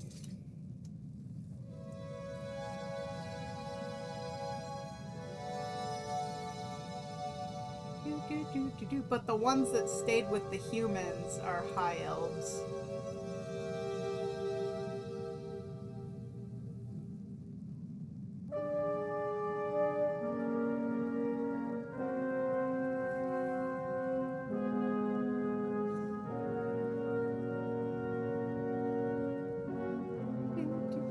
Perhaps there were just so many elves that 90% just equals to a normal population. I really don't know. I mean, that is kind of funny to think about. But I also wonder too, like, why would they join the Horde? Because the Horde has Darkspear trolls. Now I know, like, the Sin'dorei, they didn't have beef with Darkspear trolls specifically. They actually settled on Amani troll tribal land, like sacred Amani troll tribal land. So like if you're in Silvermoon in the game, there are actually Amani troll villages and stuff, and they're hostile. Like they will attack you. And they had what's called the Troll Wars about 3,000 years ago in current WoW lore history. This was a long time ago. Well, that's actually like 2,895 years. I'm a nerd. Don't judge me. But, you know, obviously the elves were able to defeat the trolls and build Quel'Thalas, which is their big city. Even the Zandalari had helped them out, but that was when the elves taught the humans magic, and the humans actually helped the elves fight, so they were able to beat the trolls back and essentially colonize the land that wasn't really theirs. And the reason why the elves came out to this land is because Blood Elves, or I should say they were High Elves back then, all Quel'Dorei, they descended from Night Elves, which were the very first elves. Well, the lore goes that Elune, which is this goddess who, you know, we later find out she's a little bit more than just a goddess, but I'm not gonna go into that. She took these dark trolls and she turned them into the first elves. And they basically became, you know, the night elves, or the highborn, really. Well, the highborn were like, you know, the fancy schmancy, super upper crusty elves from long time ago. And eventually they had a little dispute with each other over magic. Like, there were those who really liked arcane and they're like, yo, we should totally utilize magic. And then there were the ones that are like more about nature and they're like, you know, arcane is a little dangerous. We should totally not be messing with all this dangerous magic. And eventually these elves decided to kind of exile the ones among them that were super into the arcane. So those elves that were exiled eventually became the Keldori, and over time the magics that they used to change their bodies. This is a common thread in WoW. Like, you know the saying, you are what you eat? Well, like, you are the magic that you consume. So, like, the magic affects everything. So, like, for example, now we have Nightborn elves because they were warped by the magic of the Nightwell. And, like, Blood elves who were messing around with fell magic have green eyes. The Quel'Dorei usually have blue eyes. Anyone who uses arcane magic often has blue eyes. So let's see. Where am I going with this? I don't know. There's lots of different elves, and they all came from one elf created by Elune. And they all kind of split off, and they all have their own little, you know, allegiances and stuff. But, you know, at the end of the day, they're all kind of one big dysfunctional family, really.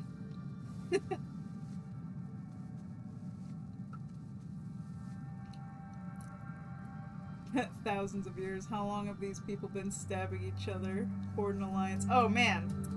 The freaking Horde and Alliance. The war. That goes back a long time. Like, when did the orcs arrive on Azeroth with the... okay, so, like, the Sundering, I believe, was 10,000 years ago.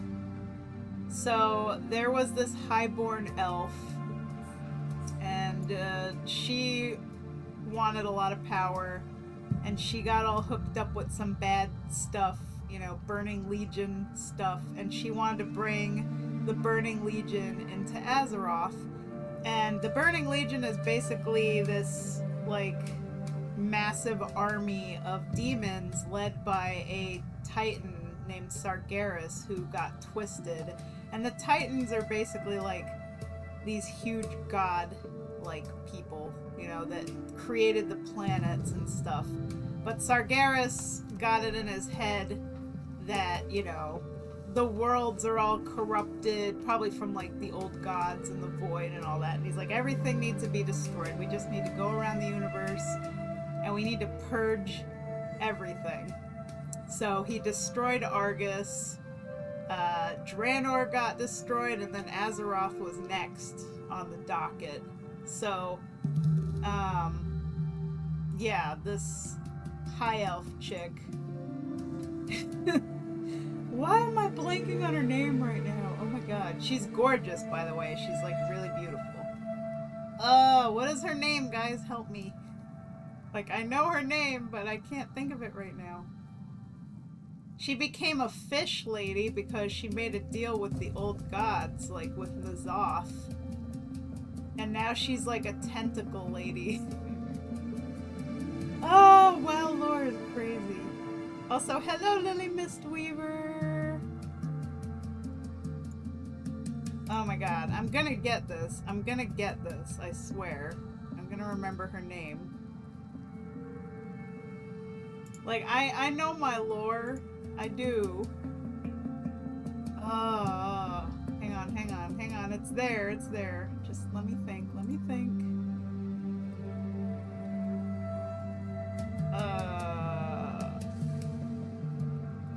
Oh my god. Ashara. Oh, thank god I remembered. I would be put to shame if I couldn't remember her name. Queen Ashara. Okay, so she was this high elf that tried to bring the Burning Legion into our world. And later she makes a deal with N'Zoth, which is this old god. And basically the old gods have infested Azeroth, like they're deep within the planet, and they serve the void. They're like Lovecraftian monsters, like these giant hideous tentacle monsters that make you go insane. Very, very based on Lovecraft. And they twist your mind, basically, like they whisper to you and they make you go crazy. And they want to basically turn the whole world into a voidy cesspool of darkness and despair. So you got the Burning Legion, you got the Void, and craziness with the elves, the messing with magic and wanting power, and creating fonts of magic like the Night Well, the Sun Well, yada yada.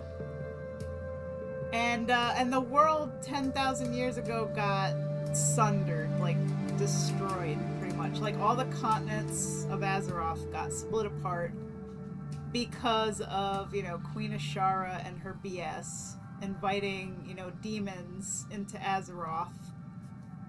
So, the war between the humans and orcs probably started back then, I guess. I mean, when the hell was the Dark Portal open? Oh my god. I'd have to look up a timeline and find out, when the orcs came into Azeroth, when the Dark Portal opened. The orcs versus human war. But yeah, the Alliance and the Horde, they have been going at it for a very long time. And when the orcs showed up, they were basically going into Night Elf lands, and they were, chopping down their trees and building war camps. And, Night Elves are extremely nature-based, like a lot of druids, priestesses of Elune, the moon goddess, they do not take kindly to you messing with their trees, okay? And let's not even get into what happened to their big tree, Teldrassil, later on. Oh boy. But anyway. So, I think the Horde was basically originally formed because, there are a bunch of these orc leaders. And back on Draenor, they had, their own version of the Horde, but gradually over time, the Horde changed to where it allowed other races, so they took in the Tauren, which are these, very large cow people. And then they took in the Dark-Speared Trolls, and eventually they also allied with the undead humans of Lordaeron. So when you very first start to play World of Warcraft, like vanilla WoW, the Horde was literally just orcs, taurens, trolls, and undead, I think. Am I missing any of the vanilla races? Because the elves weren't part of it yet, not until the second expansion, Burning Crusade. But, those were your choices. And, trolls are an extremely ancient race as well. One of the original trolls and taurens are like some of the oldest races on Azeroth that evolved, so... And humans and gnomes and dwarves were originally created by the Titans, and they were like made out of stone or like robots. But then they got what's called the Curse of Flesh, and it made them into what they are now. So, there's that. So they also evolved on Azeroth, and they're pretty ancient races in and of themselves, so. Let's see, what did Babone say here? I'm writing an alternate WoW timeline where the first Worgen, who were Night Elves, are instead banished to the Eastern Kingdoms. They form their own society based around the Worgen form and wind up teaching humans Druidism. The Kaldori are also there teaching the humans arcane magic, and there's a rivalry between the two races of elves, Kaldori and Goldrin Dori Worgen. The first Worgen were also night elves. Yeah, that's true. Also, I don't know what the site you posted is because, like, Twitch chat put asterisks, so, like, if you want to DM me the link in Discord, that way I'll be able to check it out. I don't know why Twitch does that. Maybe it's just to prevent, like, bot spamming and stuff. But yeah, I think if you post, like, links, it won't work.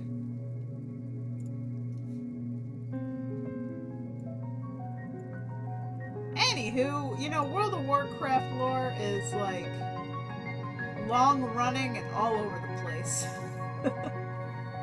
But, the reason why I know as much lore as I do know is because, you know, I roleplay a lot in World of Warcraft, and I really wanted my roleplay to be as lore accurate as possible, so I would do a whole lot of research. You know, I would watch videos, I'd look at Wikipedias, I'd look at timelines, and try to piece together the lore that I specifically need to know for my characters. And because I play a lot of elves, you know, the lore that I am the most familiar with is all of the lore revolving around the elves.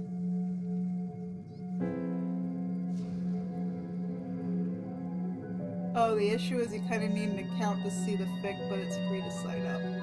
What website is it? Because, like, it started out, so it won't tell me. If it's like fanfiction.net or something, I do have an account on there. And I have extremely old, horrible fanfics on there too that I wrote when I was in like 10th grade. AU Archivist can tell you all about it because he actually read my fanfics. Oh, God. It's really funny looking back on that stuff. Oh, alternatehistory.com. Gotcha. Link the website. Excellent. Thank you. They're not that bad. I'm enjoying them. Well, you know, every writer's got to start somewhere, and I started with Inuyasha fan fiction, and I wrote a Kingdom Hearts fanfic and a Hellsing fanfic, and they're all pretty cringy, but you know, I was just a high school kid. Alright, now I gotta draw his cloak. Oh yeah, and these little spike things. And there's also some more lines inside of these, so we still got a little bit more to do. Cringe is dead.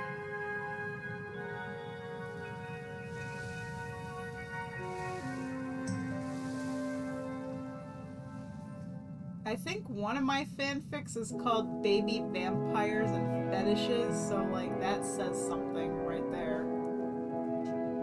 I honestly can't remember what it was about, but I know it was a Hellsing fanfic and it was really goofy. I do believe I wrote that one with my friend Fawn back then, because like we were really, really into Hellsing. Oh. Can't be any worse than Twilight. I also wrote cringe fanfics that admittedly I never posted. See, I posted mine. And you know, I never deleted them. They're still there. So, like, if anybody ever wants to look up Otaku1811 on fanfiction.net, you know, go have a blast. Have a good laugh. Because it's still there. And it's really funny because once in a blue moon, I'll actually get an email from fanfiction.net that somebody commented, like left a review on my story, and I'm like, oh my god, people are still reading these? Like, it's kind of shocking. I'm like, who is reading this?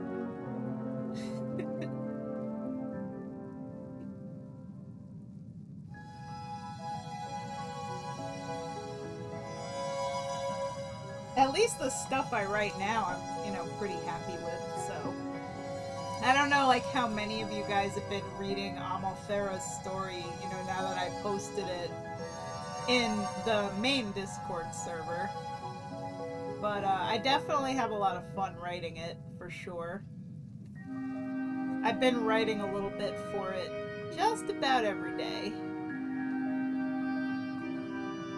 And I have a server where I write the story, and I have a couple of people in there, so they get to see the chapters get written, and they get like early access where they can read the stuff before I actually post it officially anywhere else. So, you know, if anybody wants to read it as it's being made and, you know, see the chapters as they come out piece by piece, let me know, and I'd be happy to invite you into that server just to read my story. But otherwise, you know, I post everything with the screenshots in the main server now, so, you know, if you wait a little bit, you'll get to read it all anyway. But I enjoy it a lot. It's a good hobby. It's very relaxing, you know. At least when I'm not having horrendous writer's block. Because I really do, I like crafting a story.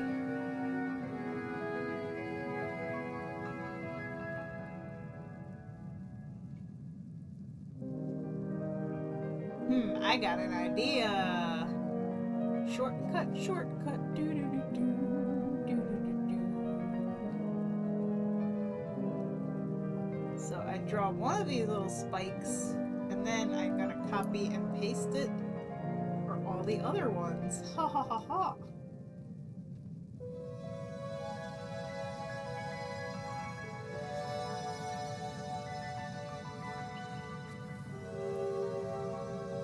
Edit, copy, edit, paste. And then we just gotta rotate it. Rotate it a little bit. It's kind of funny, he's got spikes like coming out of his hilt. Like, how does that even work? I don't know. Spikes on everything, yo.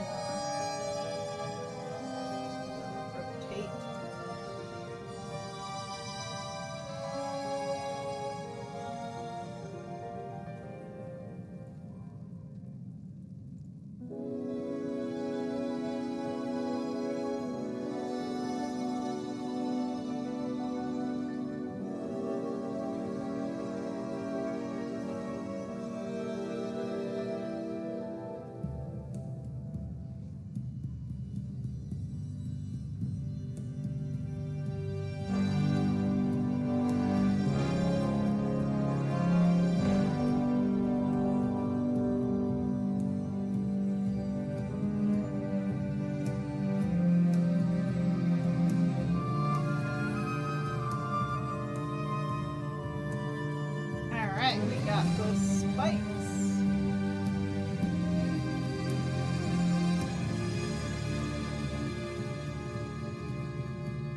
Woohoo! Just gotta do his cloak.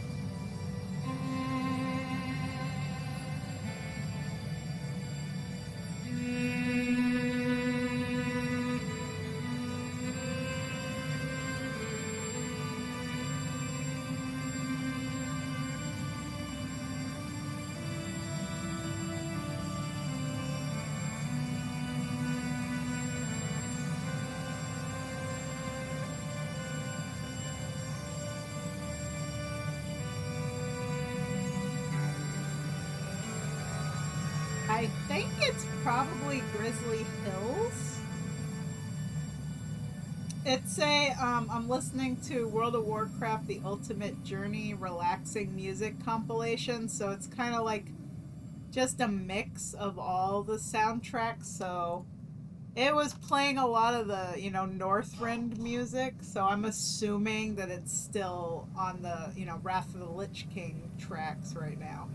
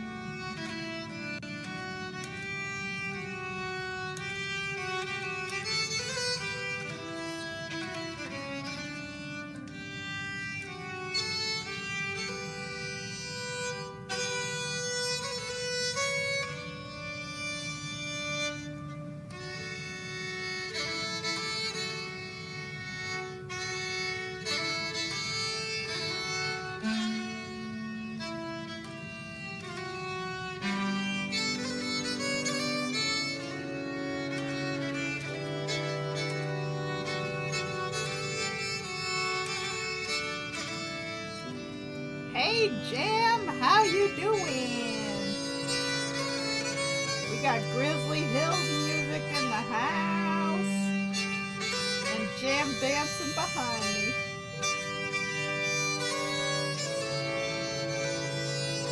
I'm just like in the zone, like the zen zone of line arting.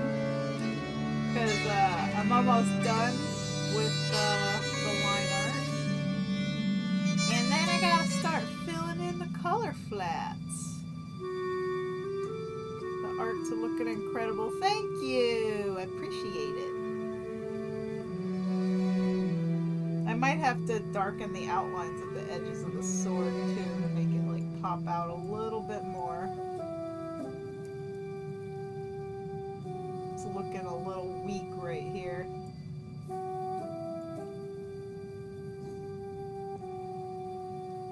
I love the Grizzly Hills music. It's so nice.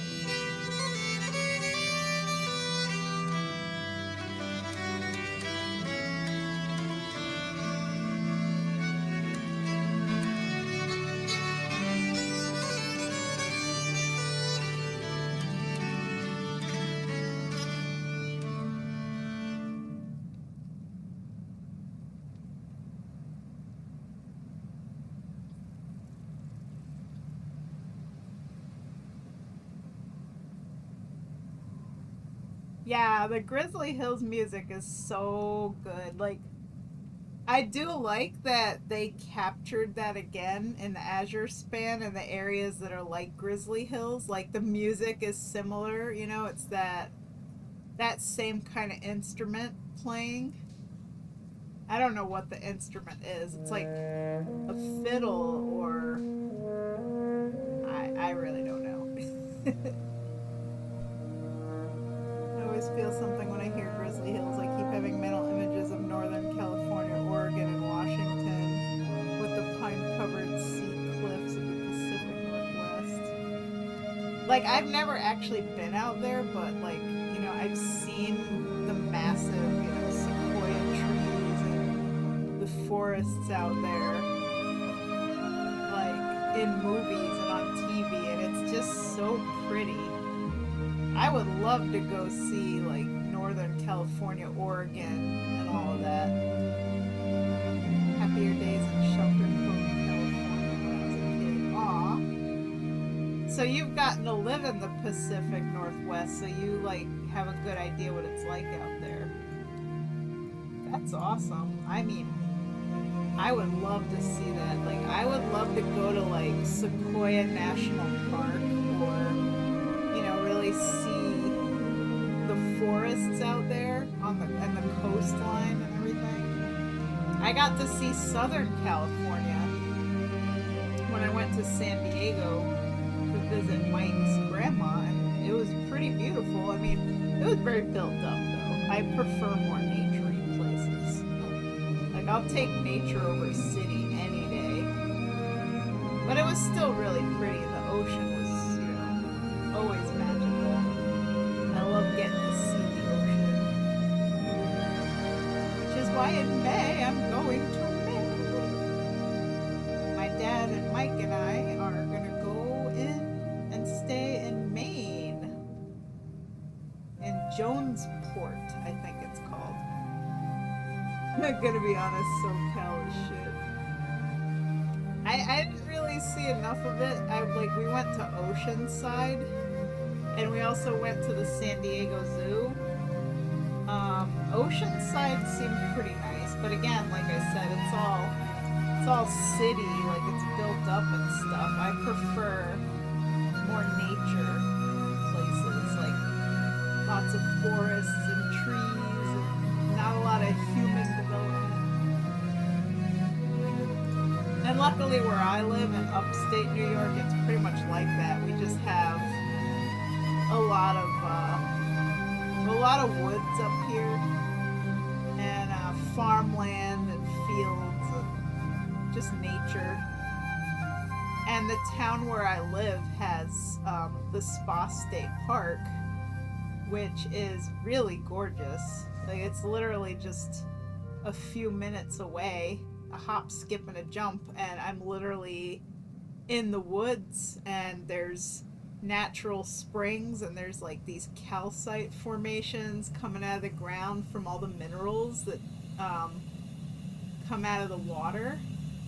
And there's like rivers and deer everywhere, and wild turkeys and porcupines and skunks and raccoons. But the irony is, every time I tell people I live in New York, they, like, people that aren't from New York have no idea that most of this state is like just nature. They always think it's the city. Like, oh, you live in New York? You mean New York City? Like, no. There's more to New York than just the city.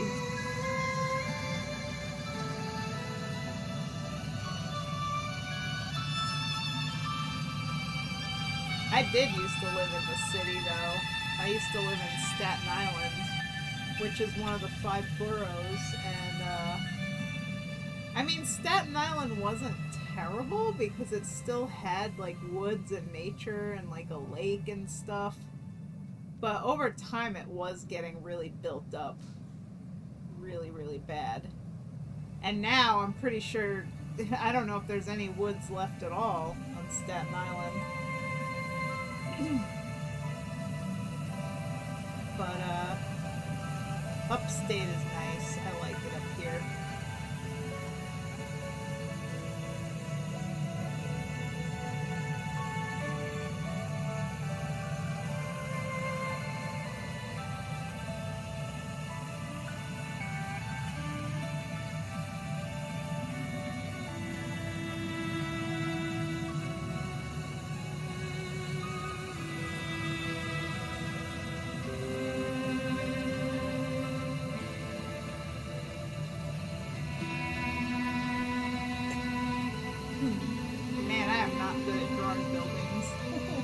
I'm really glad this is just a tiny element in the background, because, like, it is not looking good right now.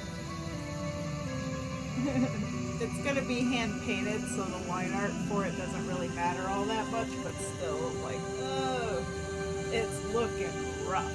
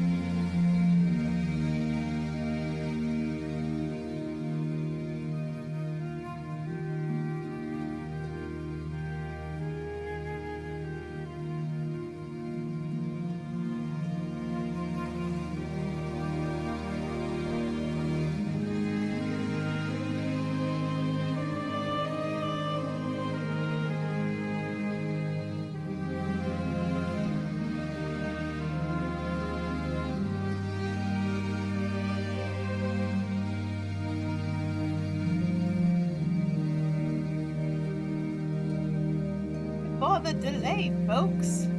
My man just brought me in a taco. So I have a taco, and it must be eaten. And I also took a quick trip to the bathroom. And thank you so much, Nara, for subbing for 11 months in a row. Thank you, thank you, thank you. I pretty much went to the bathroom to pop a pimple, so like I just kept feeling something growing on my chin, and like that kind of stuff drives me absolutely crazy. So like it had to be dealt with. I cannot allow pimples to grow on my face.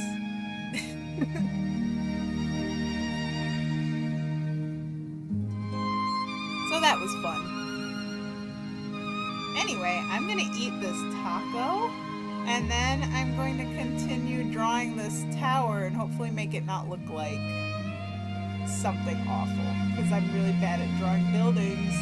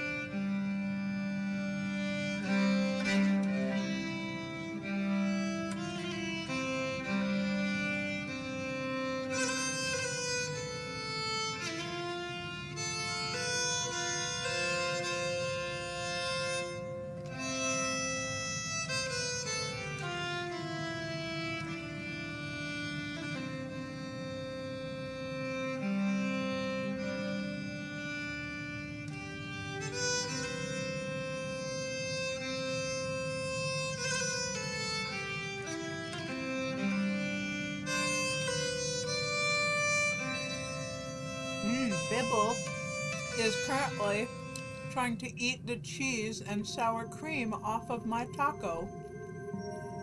Bibble. My taco.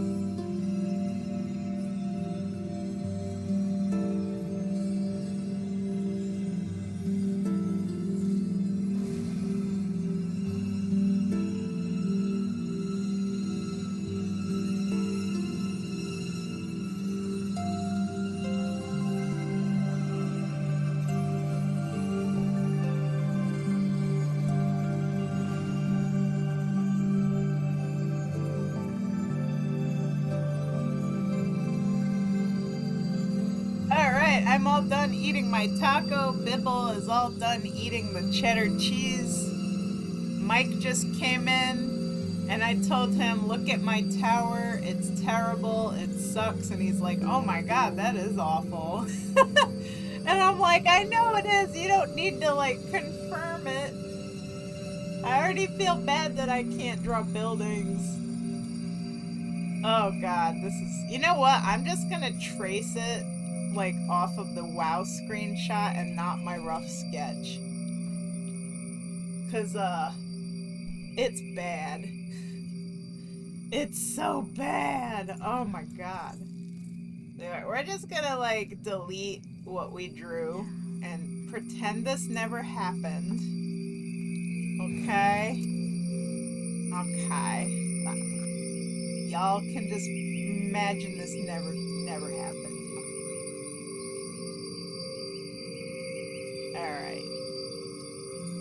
I can draw all kinds of things, but I'm not very good at architecture.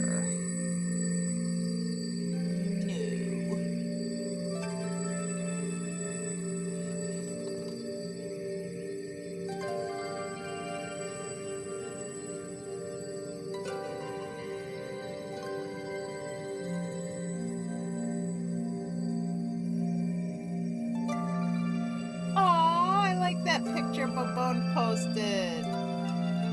Fenrir protecting the baby Murloc.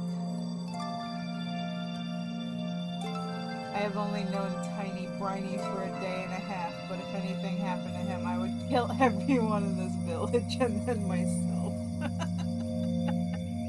Aw. That's funny.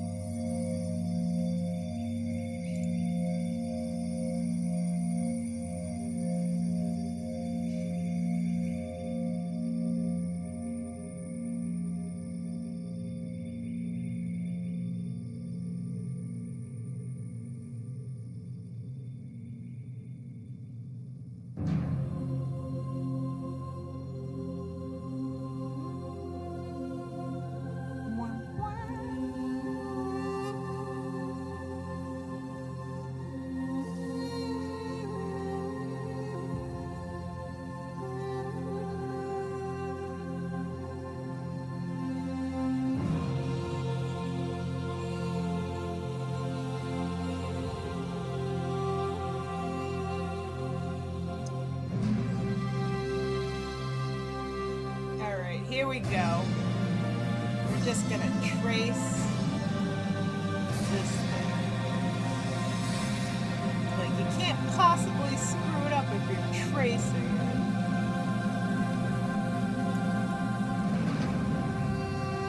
Right off the screenshot.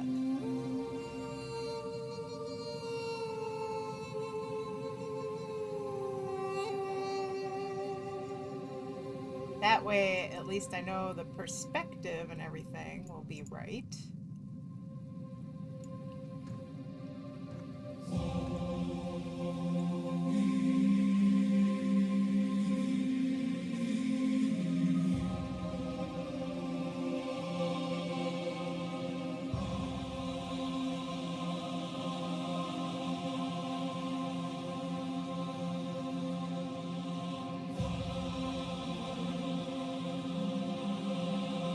Man, there's a lot of detail on this freaking tower thing. Like, holy crap. It's so ornate. Why did the ancient elves build stuff like this?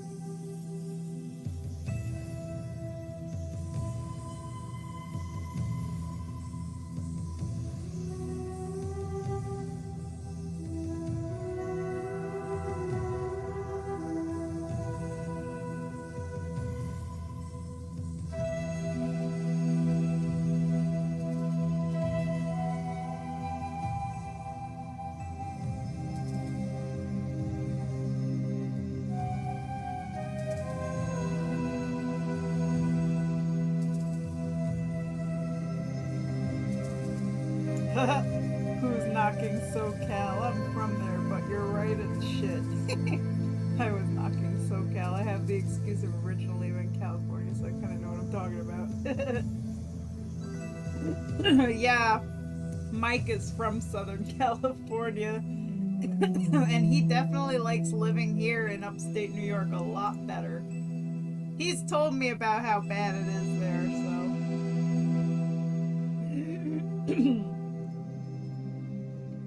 I grew up in Palmdale, lived there until I was about 23-ish.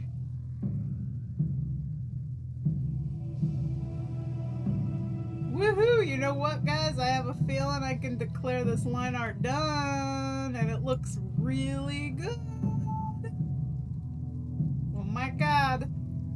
So let's see. We spent about 8 hours on this line art.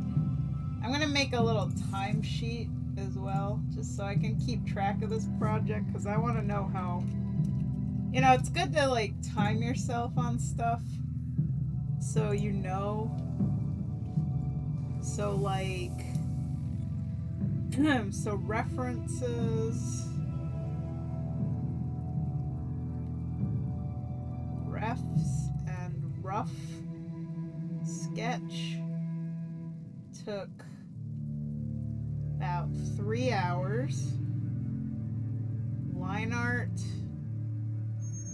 took about 8 hours. So right now we're at like 11 hours into this project. How much you want to bet I'm gonna go over budget? I hope I don't. I mean, he paid a lot of money for this, so let me see. I believe it was $650 divided by $20 an hour. So we have 32.5 hour budget. So I'm gonna write that down, 32.5 hour budget. Alright, so as long as I stay within 32.5 hours, I'm right on target. And as of right now, we're at 11, so 32.5 minus 11. We have 21.5 hours left that we can put into this before we go over budget. So if I can't get this colored, shaded, background painted in 21.5 hours, then I definitely bit off more than I can chew here. But I think I'll do it. I'm pretty sure. Alright, so I'm going to save this line art and send it to Nuked Hazard. And then we're going to start filling in the color flats. Let's see what you guys write. I grew up in the Bay Area, lived there until 2019, born 1991. I'm actually from Lancaster though, but I say Palmdale because most people don't seem to know Palmdale or Lancaster. Most people seem to know. See, I wouldn't have any clue because I am born and raised in New York. I've been in New York my whole life. I was born in Staten Island, one of the 5 boroughs of New York City, and then when I was just about 10 years old, I moved upstate to Saratoga Springs, and I have lived in this town ever since, and I am 36 years old. So I've been in Saratoga for the past 26 years of my life. And I love my home. I do love it here. We got 4 seasons, we got lots of deer, we got geese, we got turkeys, we got foxes, we got porcupines, we got skunks, bald eagles, turtles, frogs, newts, freshwater jellyfish. I've been like basically documenting every wildlife critter that I've come across in all these years. Like I enjoy going out into nature, and there's lots of nature up here. So that SoCal had tarantula and black widows. Yuck. You can keep your creepy and deadly spiders I don't want nothing to do with them. At least where I went in Oceanside, California, you know, I didn't see any creepy things like that. Like, it was really pretty there.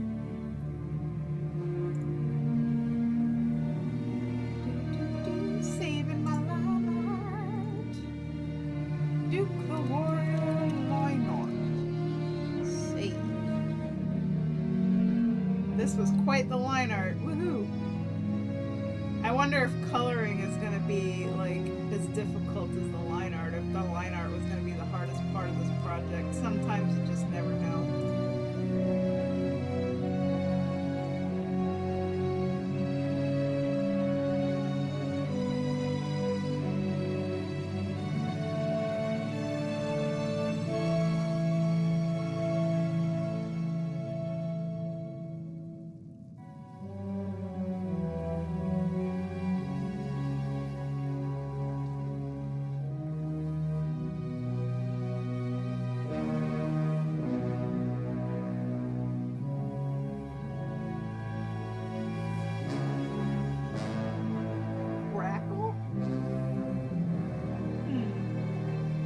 Since moving out to Texas, I've seen cardinals, bunnies, coyotes, grackles, hawks. Yeah, what's a grackle? Oh, we have a lot of bunnies here too. I forgot to mention those.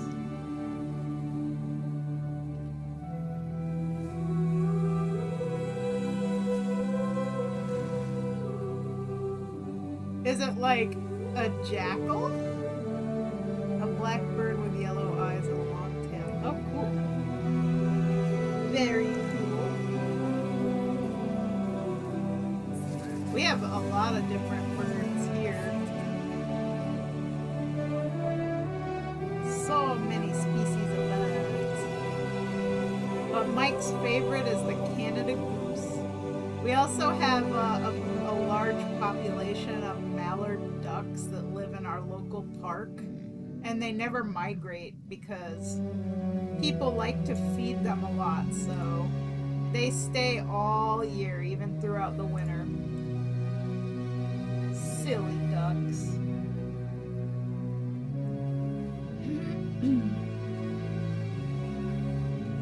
Those mallards once robbed the local CVS. Dude, can you get the YouTube video of that? Actually, I'm gonna look it up. I want to show you guys the video of the ducks robbing CVS. Ducks rob CVS.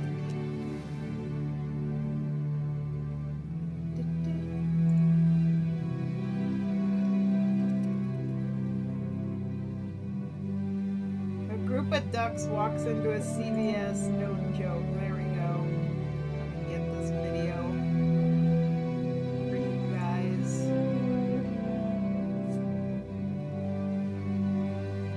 So yeah, this like really happened.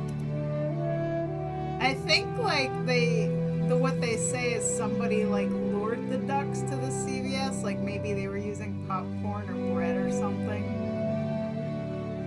Oh, and also the ducks have their own parking space. Like I'm pretty sure I posted a picture of the ducks taking up a whole parking space at Stewart's. And the fun thing is that the ducks in our town, they actually do follow like traffic laws. Like they know to cross the street at the crosswalk where people cross the street. It's really funny. And yeah, like they like in the parking lot, they stay in between the lines. They just pick their own parking space and they hang out outside the Stewart's, you know, hoping for food. We have blue jays, chickadees, red cardinals, and some kind of robin. We also have woodpeckers and hummingbirds. They usually stay in the park though, but if it rains, they spread out all over. Yeah. Like my old building where I used to live used to have a water fountain out front before, you know, the water fountain broke, and they just turned it into like a flower bed thing. But they used to love going there for the water fountain and hanging out around the building. And whenever there's like big puddles all over town because of rain, the ducks just go everywhere. Like, I've seen the ducks outside of Wendy's waiting for people to drop French fries. I mean, yeah, they run this town and they know it. But yeah, Saratoga's a nice place. I like it here. And we have a lot of lakes up here. We got rivers. We got the Mohawk River, the Hudson River. The Hudson River is full of PCBs because General Electric dumped all their chemicals in there. So they dredged the river a couple years ago. So don't eat the fish out of the Hudson River. But yeah, there you go.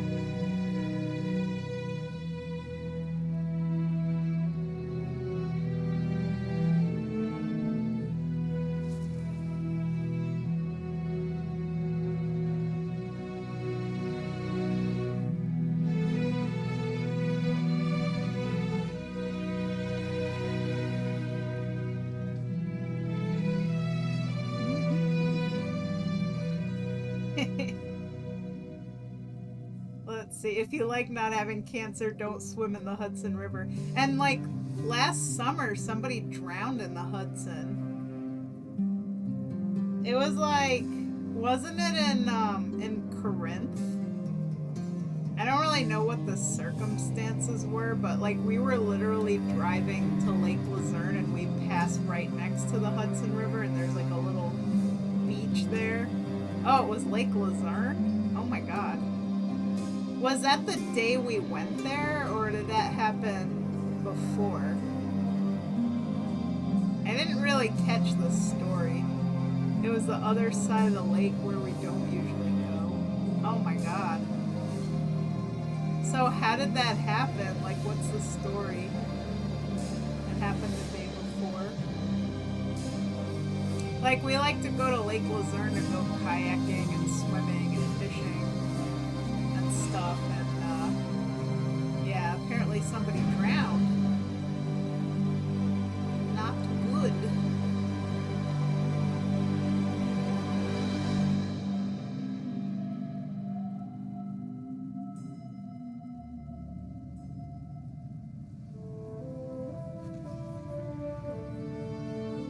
I hear Mike typing. Type, type, type, type, type. I just remember it was an old man. I think he was in a boat and it tipped over and he couldn't swim back to shore. I don't know. Oh dear. That sucks, poor guy.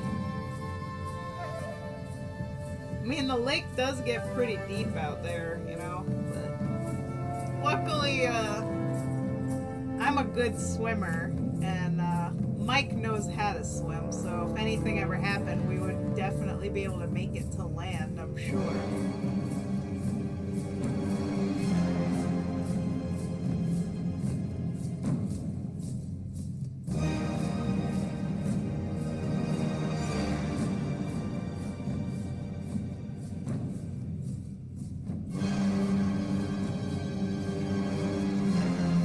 SoCal native, what even is water?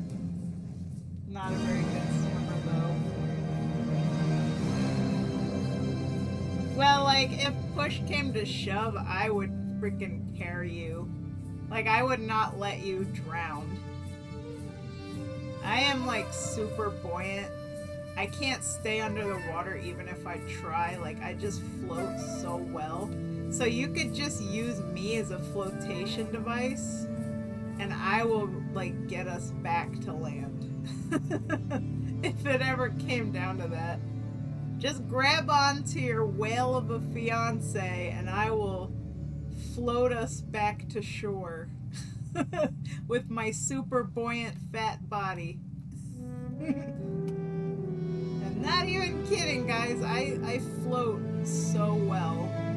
Like, I try to go under the water and I cannot stay under the water because my body just floats. Wife saver instead of lifesaver. Grab onto me. I'm Shamu.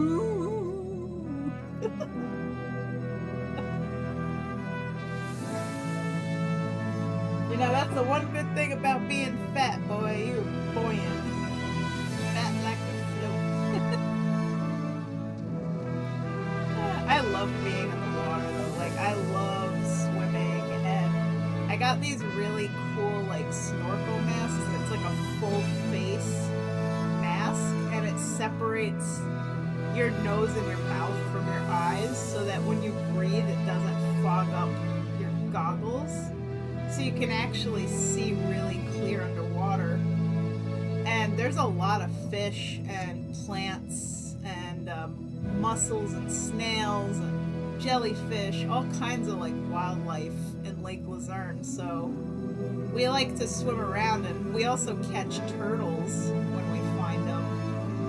And there's some really big turtles in that lake. I got a little freaked out because I was swimming with my friend Penny, and she like literally last second pointed out a giant snapping turtle. I mean, this thing was like a foot long and a foot wide. Like, it was huge. Or maybe even, no, more like 2 feet. It was like 2 feet long and 2 feet wide. This thing was really big. And she pointed it out to me under the water, and apparently it was like right under me. So I looked down and I just see this gigantic turtle shell, and I was like, oh my god, because if that thing bites me, like, I'm doomed. Because the head and the mouth is huge, and they have such a strong grip, like, they will rip a chunk of your flesh right out. Like, they can literally rip your hand off, you know? So I literally just on reflex shot my hand down and like touched the shell and pushed it away from me. I was like, no, no, no. I mean, I want to see the turtle, but I literally don't want to be that close to the turtle where that thing could extend its really long neck and its really huge bitey head and rip a chunk out of me. Like, I was legit scared. I was like, this is way too close of an encounter. So I just shoved it away and I just zoomed. I was like, oh my god, I'm getting out of here. But that was quite an adventure, let me tell ya. Oh my god. I like catching the little turtles, cause like they're not that scary. They're just really cute. Very cute. Very, very cute. Turtle, turtle, turtle, turtle. But yeah, we have fun when we go to the lake. And like the last time we were there was like a huge bald eagle hanging out in a tree, and it was like getting harassed by crows and I think a blue jay. Because it stole somebody's nest and, you know, commandeered the nest and made it its own. But it was really cool just to see, like, a bald eagle, because, you know, they were endangered. I think they might still be endangered, but hopefully they're making a comeback. So whenever I see one, I get really excited, you know? Gorgeous birds.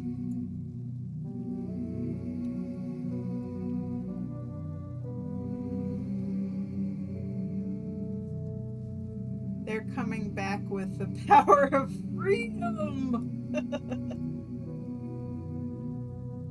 Ah. It's, you know, it's funny. Like, you know how in movies, they always make this like screeching noise, like the, you know, the eagle screech sound that they make. That sound effect is actually like from hawks, because bald eagles don't make sounds like that. They actually just kind of chirp. Like they don't sound very scary at all. basically.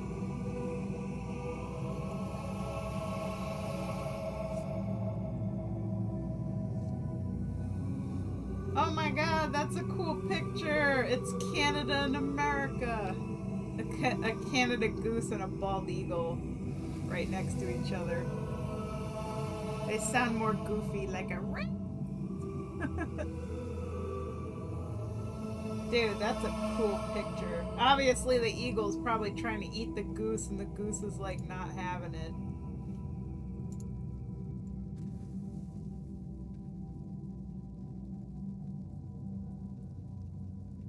Base. We're making a base. There we go. This is literally the color that I matched off of the reference picture. Which we're going to be putting on top. So, huzzah. Huzzoo, huzzah.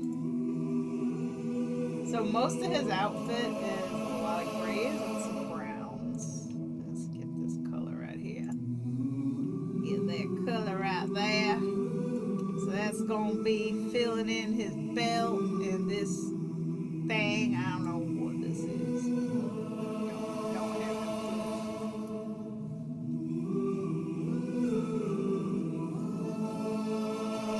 America. Oh my. Yeah, that goose is cooked. For reals. Bald eagle wins, Canada goose loses.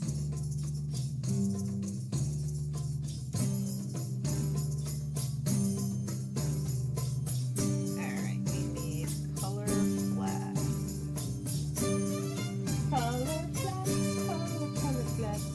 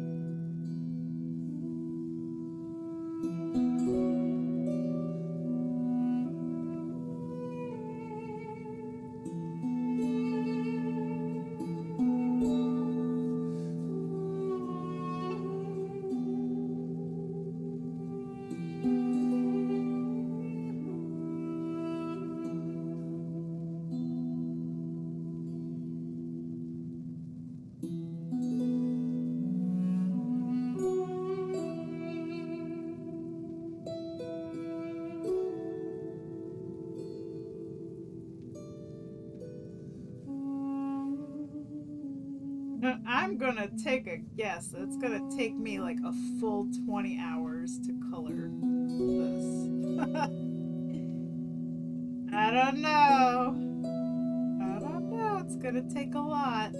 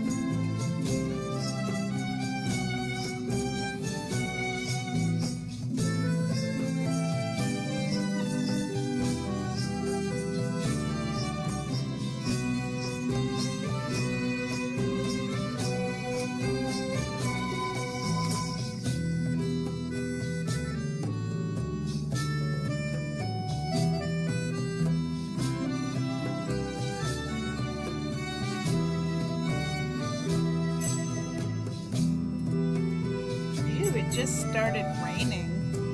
I love the sound of the rain. It's so nice. It's so relaxing. Like this nice World of Warcraft tavern music, and then the pitter-patter of the rain outside. You couldn't ask for better art conditions.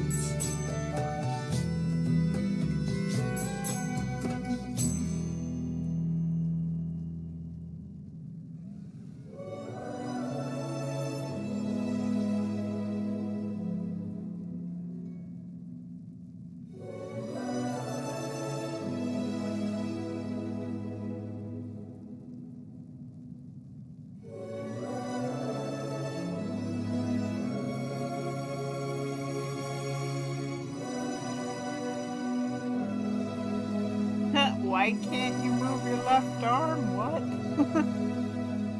I can't move my left arm, but that's okay. I don't need it. I know it's not because you got a Bibble, because Bibble's napping on the bed.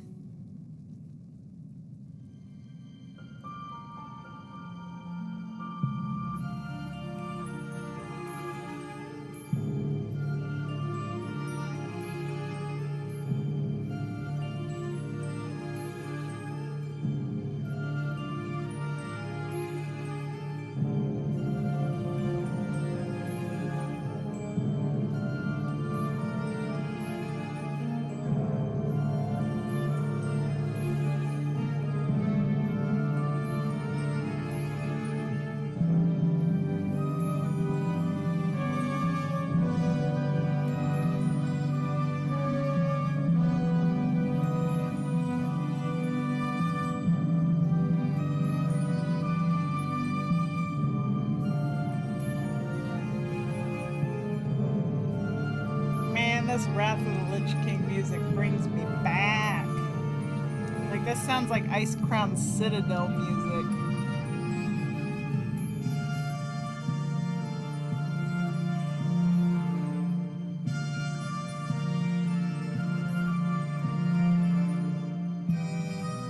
And also, hopefully, Io will be joining me tomorrow. Because tomorrow is the Thursday, the I stream what I want day. And Io will hopefully be coming back to WoW, doing Recruit a Friend with me. And we can do a bunch of old raid transmog runs. And I can stream it, and we can have fun. Especially since today is Tuesday, or is today Tuesday? Wednesday. Oh god, it's already Wednesday. I don't even know what day of the week it is anymore. So all of my raids have finally been reset, because I did practically every single old raid in the game last week, so I've been on a big old transmog kick.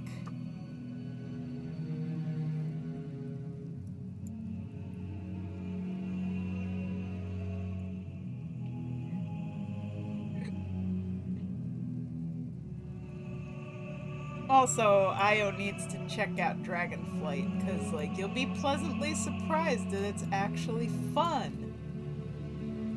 Like, it's so much simpler than the other expansions. Like, very straightforward.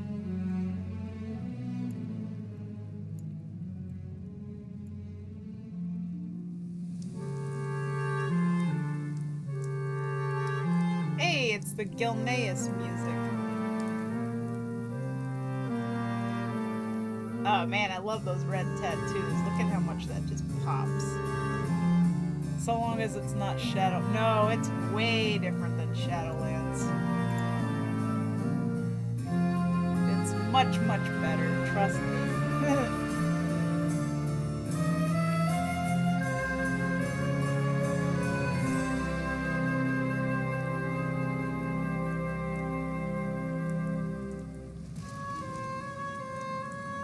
You must be the Dragon Walker. You know, I noticed that in Dragonflight, they don't even call you champion. I think they just call you adventurer. So, like, you've finally been downgraded to, like, a more normal person with a more normal status. Maybe they call you hero sometimes, but, like, you're not, like, the chosen one anymore, you know? Which is nice. Because that chosen one stuff was really annoying. It's like, look, I just want to be a grunt in the horde. Like, I am not the chosen one. I'm not gonna be defeating all the big bads, like, all by myself. That ain't happening. Like, stop treating me like I'm so special, because I'm not.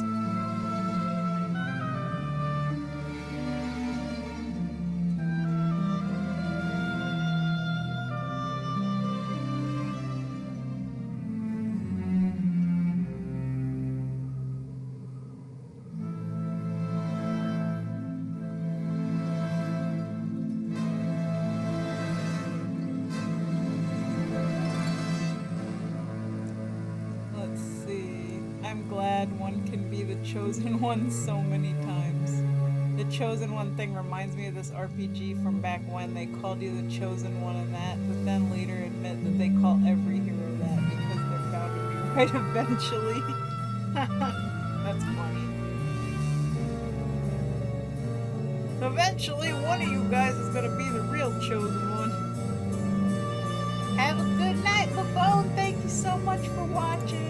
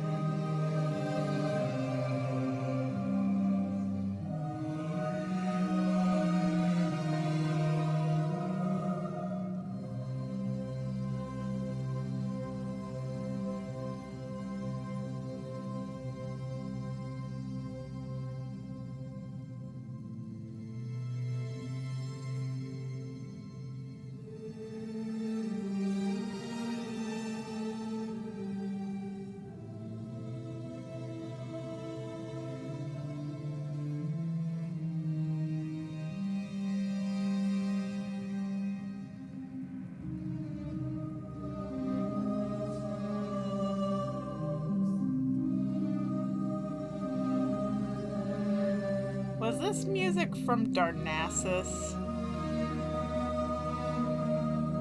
This music's very familiar, like Night Elfy. Or maybe Ashen Vale.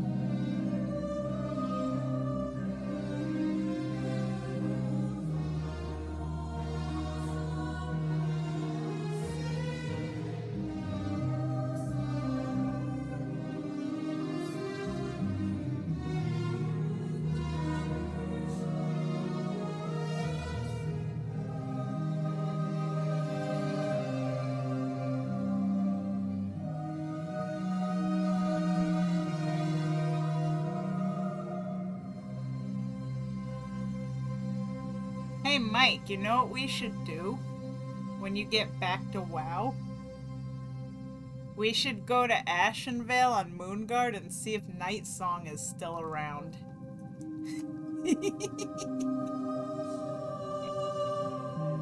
It'd be fun!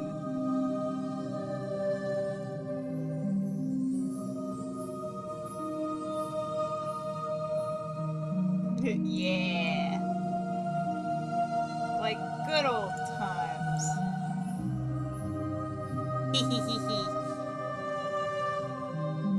That would be amazing if he was still around doing whatever it is he does. Kind of makes me want to go to Ashenvale right now and just start killing all the NPCs and see if he comes out.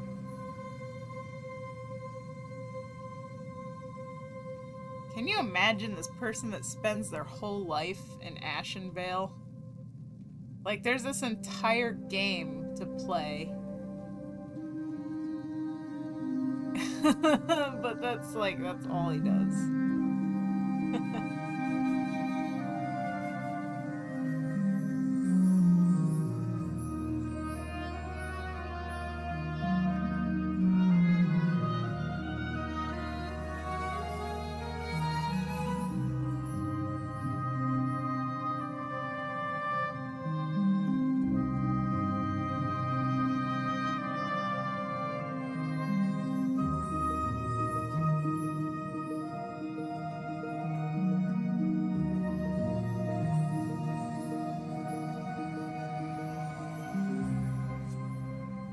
Nobody makes an entire wiki on their tune and how they banged a dragon and became an Ultra Instinct super god. Oh man. I forgot about that. You have a good memory.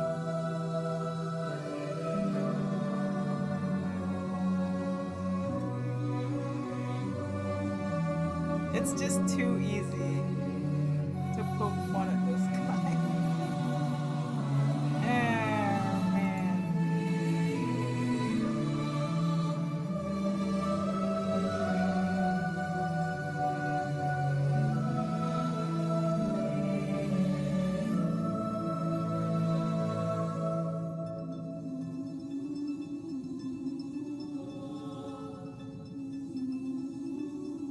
Oh, you know what? This music is from Moonblade. Now I know. This is definitely Moonblade music. Dude is Donkey from Shrek confirmed.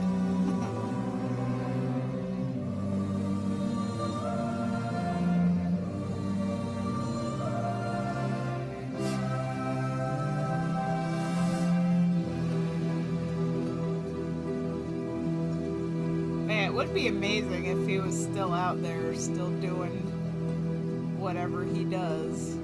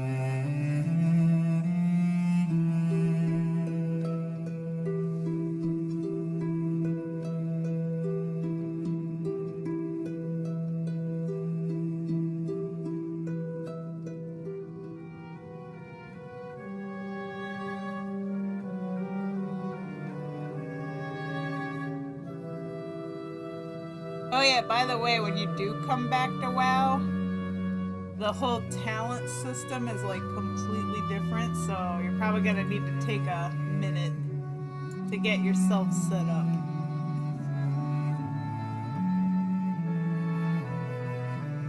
Like, we have talent trees again, like the good old days.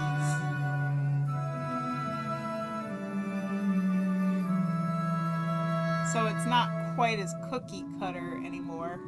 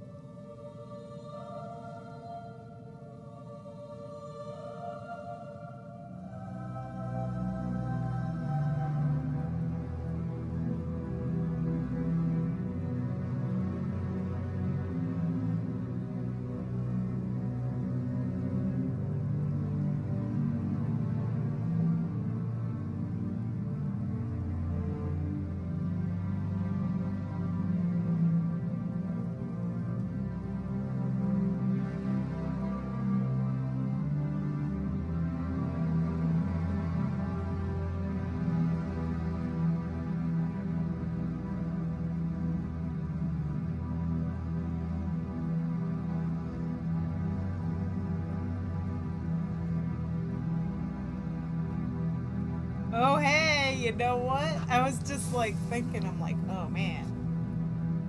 Color holds.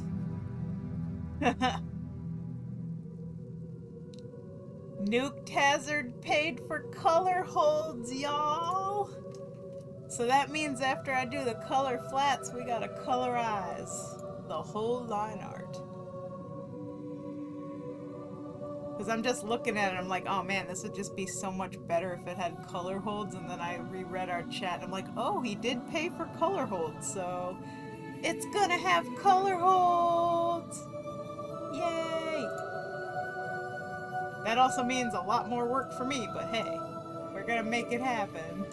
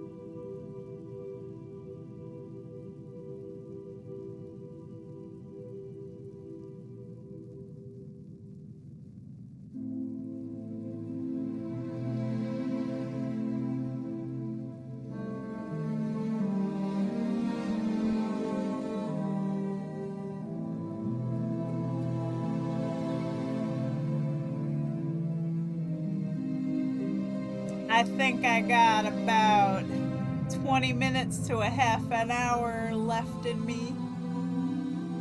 Because I've been going for 5 hours and 40 minutes, and usually 6 hours is about my limit. So I'm just gonna keep doing some color flats and some color holds. And when we hit 11 p.m.-ish, that's when I'm gonna wrap it up and call it a night. We got the line art done today, and color flats and color holds are underway. So we still got, plenty of time to work on this. Got 2 more days scheduled. And if I need to, make it more than 2 days, like take an extra day, I will absolutely do that because, I want this to be amazing. Like Nuked Hazard very generously paid $650 for this commission, so it is going to be amazing.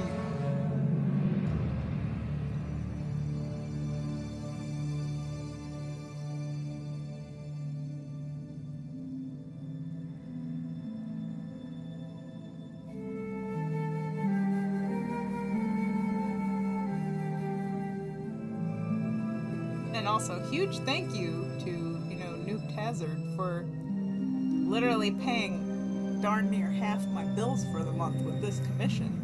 Because holy moly, that is quite generous. Like, not a lot of people commission that big of a project, so whenever somebody does, it's like, ooh boy, we're gonna be eating good this month. Get all the bills paid, buy our groceries, That's the life for ya.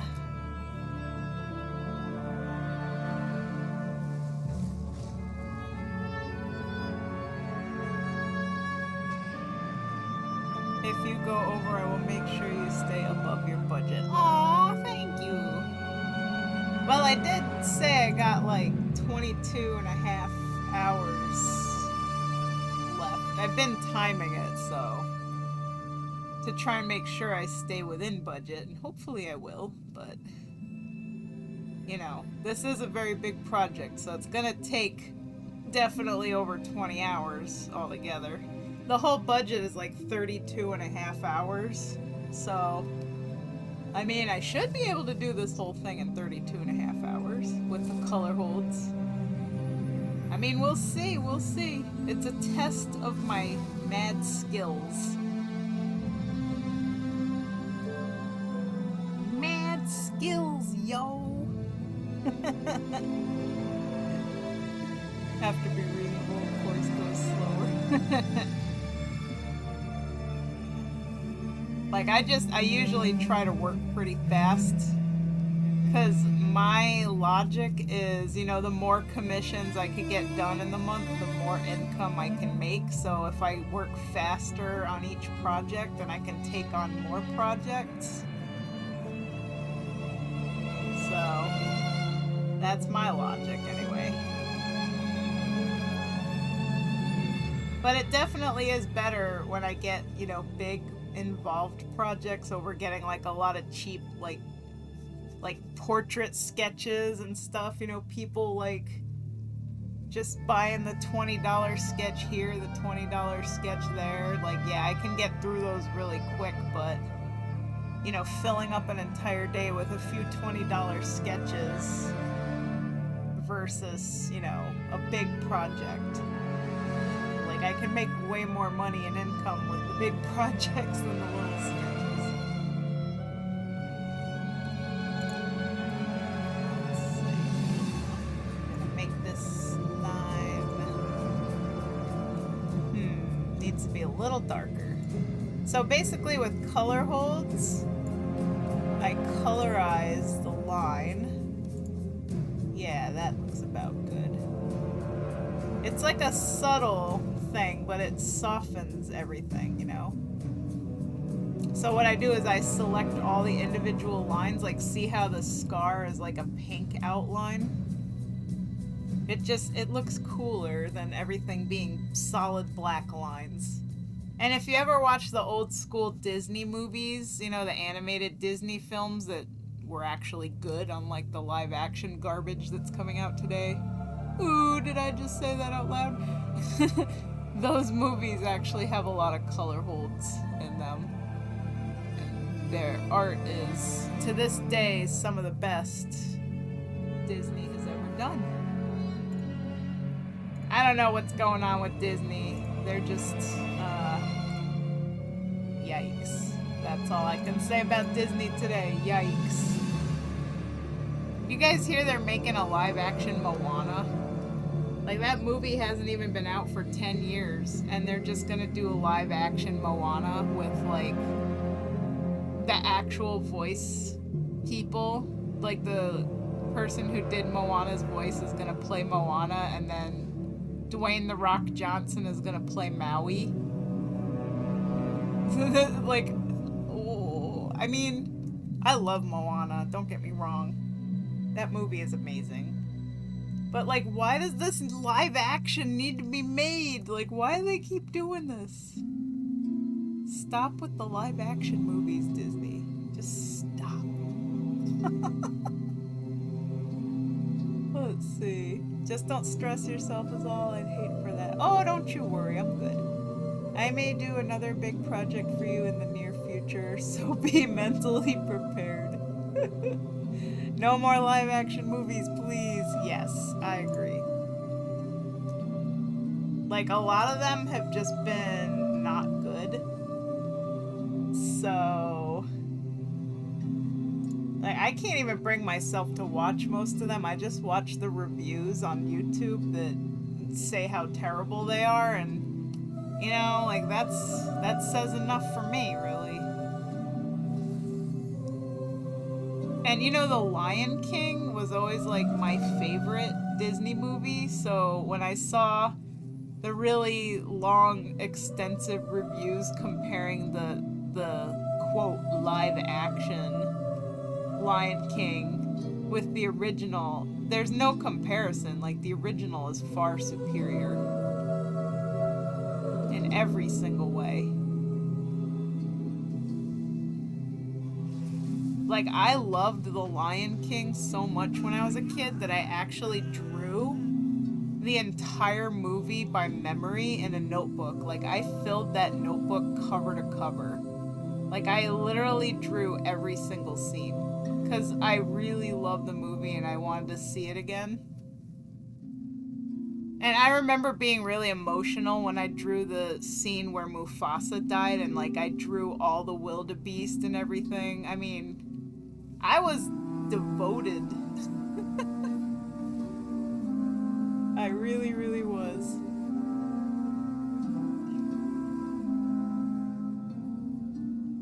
And I could also sing like every single song in that movie by heart.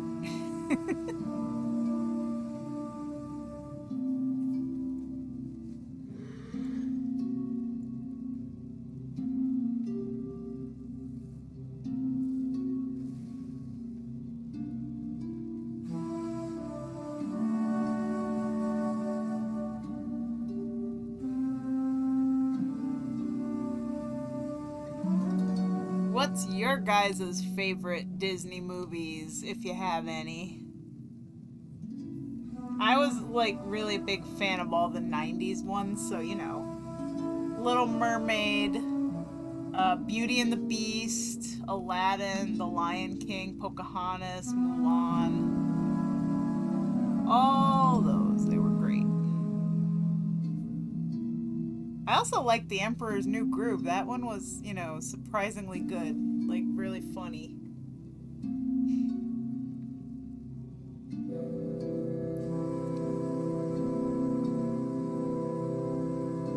I was really sad when Disney stopped making 2D animated movies, because when I was a little kid, that's kind of actually what I wanted to be when I grew up.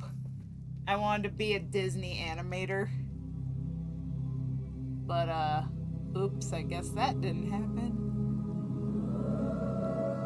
My hopes and dreams got crushed when Disney stopped doing 2D animated movies.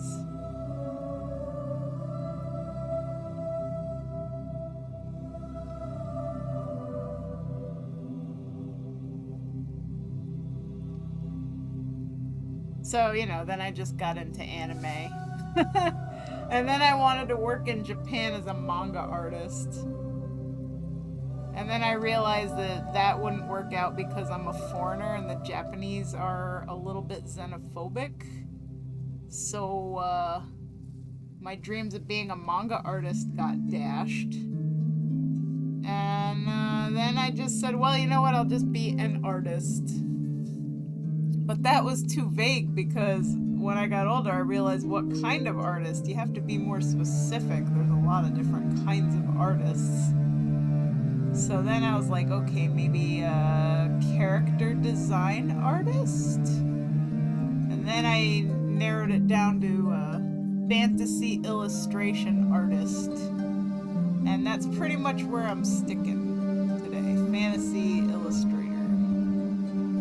With my specific niche being MMORPG characters. But hey, at least I know what I am on the art scale nowadays. Like, I know what I do.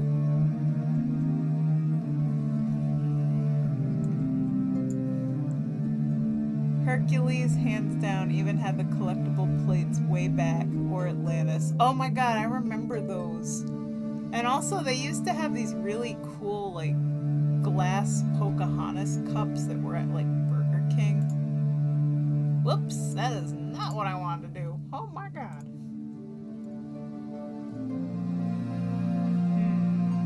Not sure. Oh, let me get the inside of his nostrils, too. A darker, more saturated color. Just trying to figure out the good skin tone. Maybe something a little more red.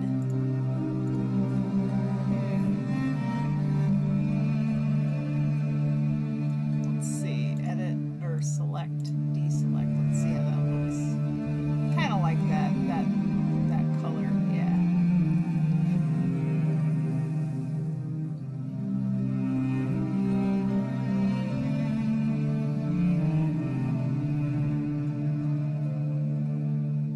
Yeah, we're gonna go with that for the skin color modes. And I just gotta do his neck and his arm, little bits of his torso.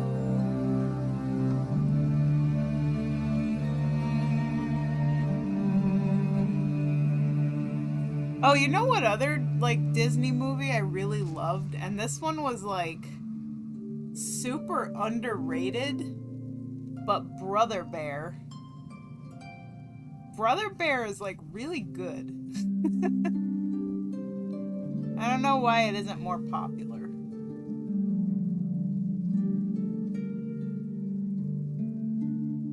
But maybe I just liked it a lot because, you know, I love nature and forests and shamanistic stuff and, like, native, like, indigenous cultures and all that. Like, that, you know, really gets me, so.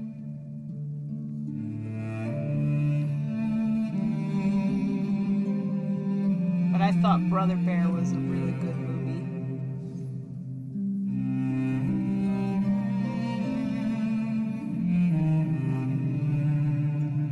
And also, bears are just so darn cute. Like, what is not to like about bears?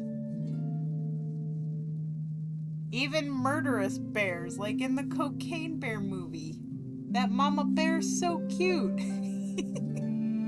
Have any of you guys seen Cocaine Bear?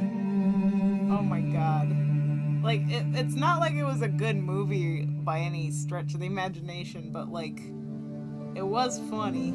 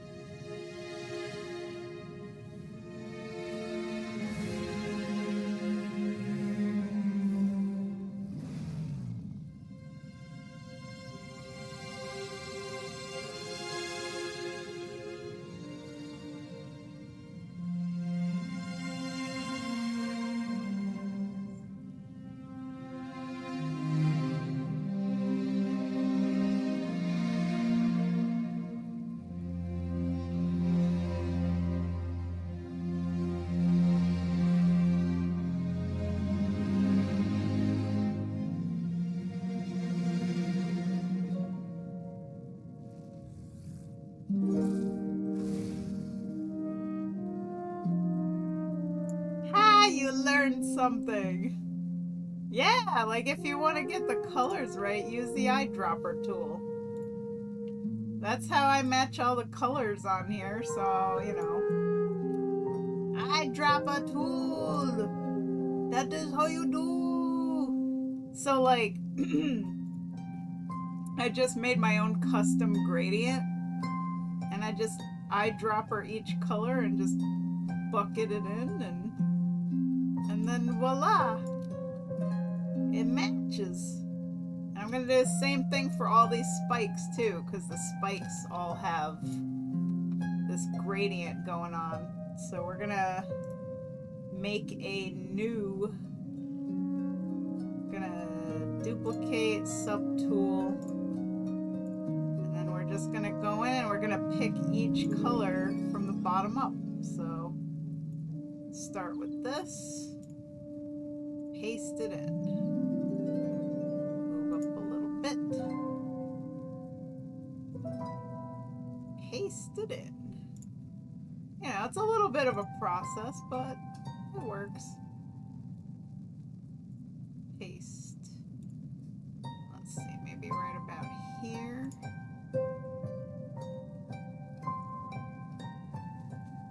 Right here.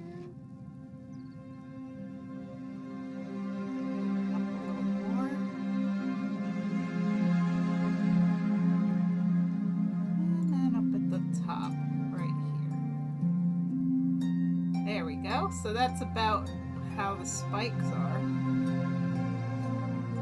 I'm always excited how many, you know, artists watch my stream and tell me that they learn techniques and stuff from watching how I do things. Like, that really does make me so happy.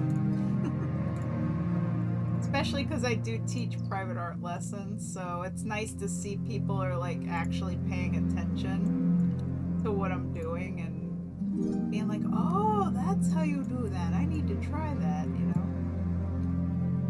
Like, yes, soak it all in. Be good little sponges and learn. And I'm sure there's, you know, other techniques out there that other artists do that I could totally learn from, too. You never stop learning as an artist. Never, ever. You are always a student.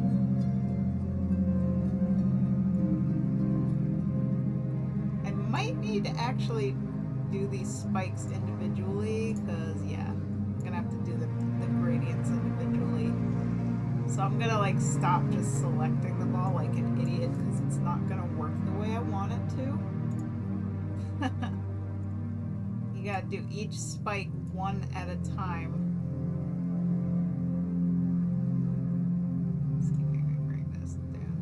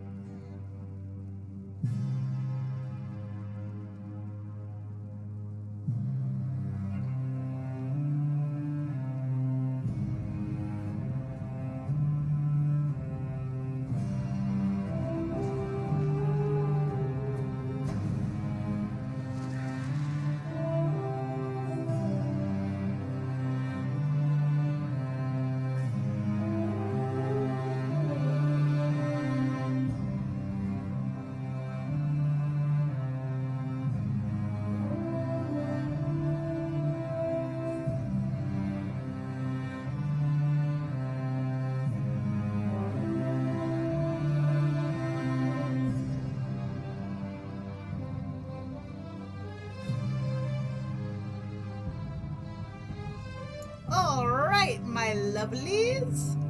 So I have put in, good 7 hours today.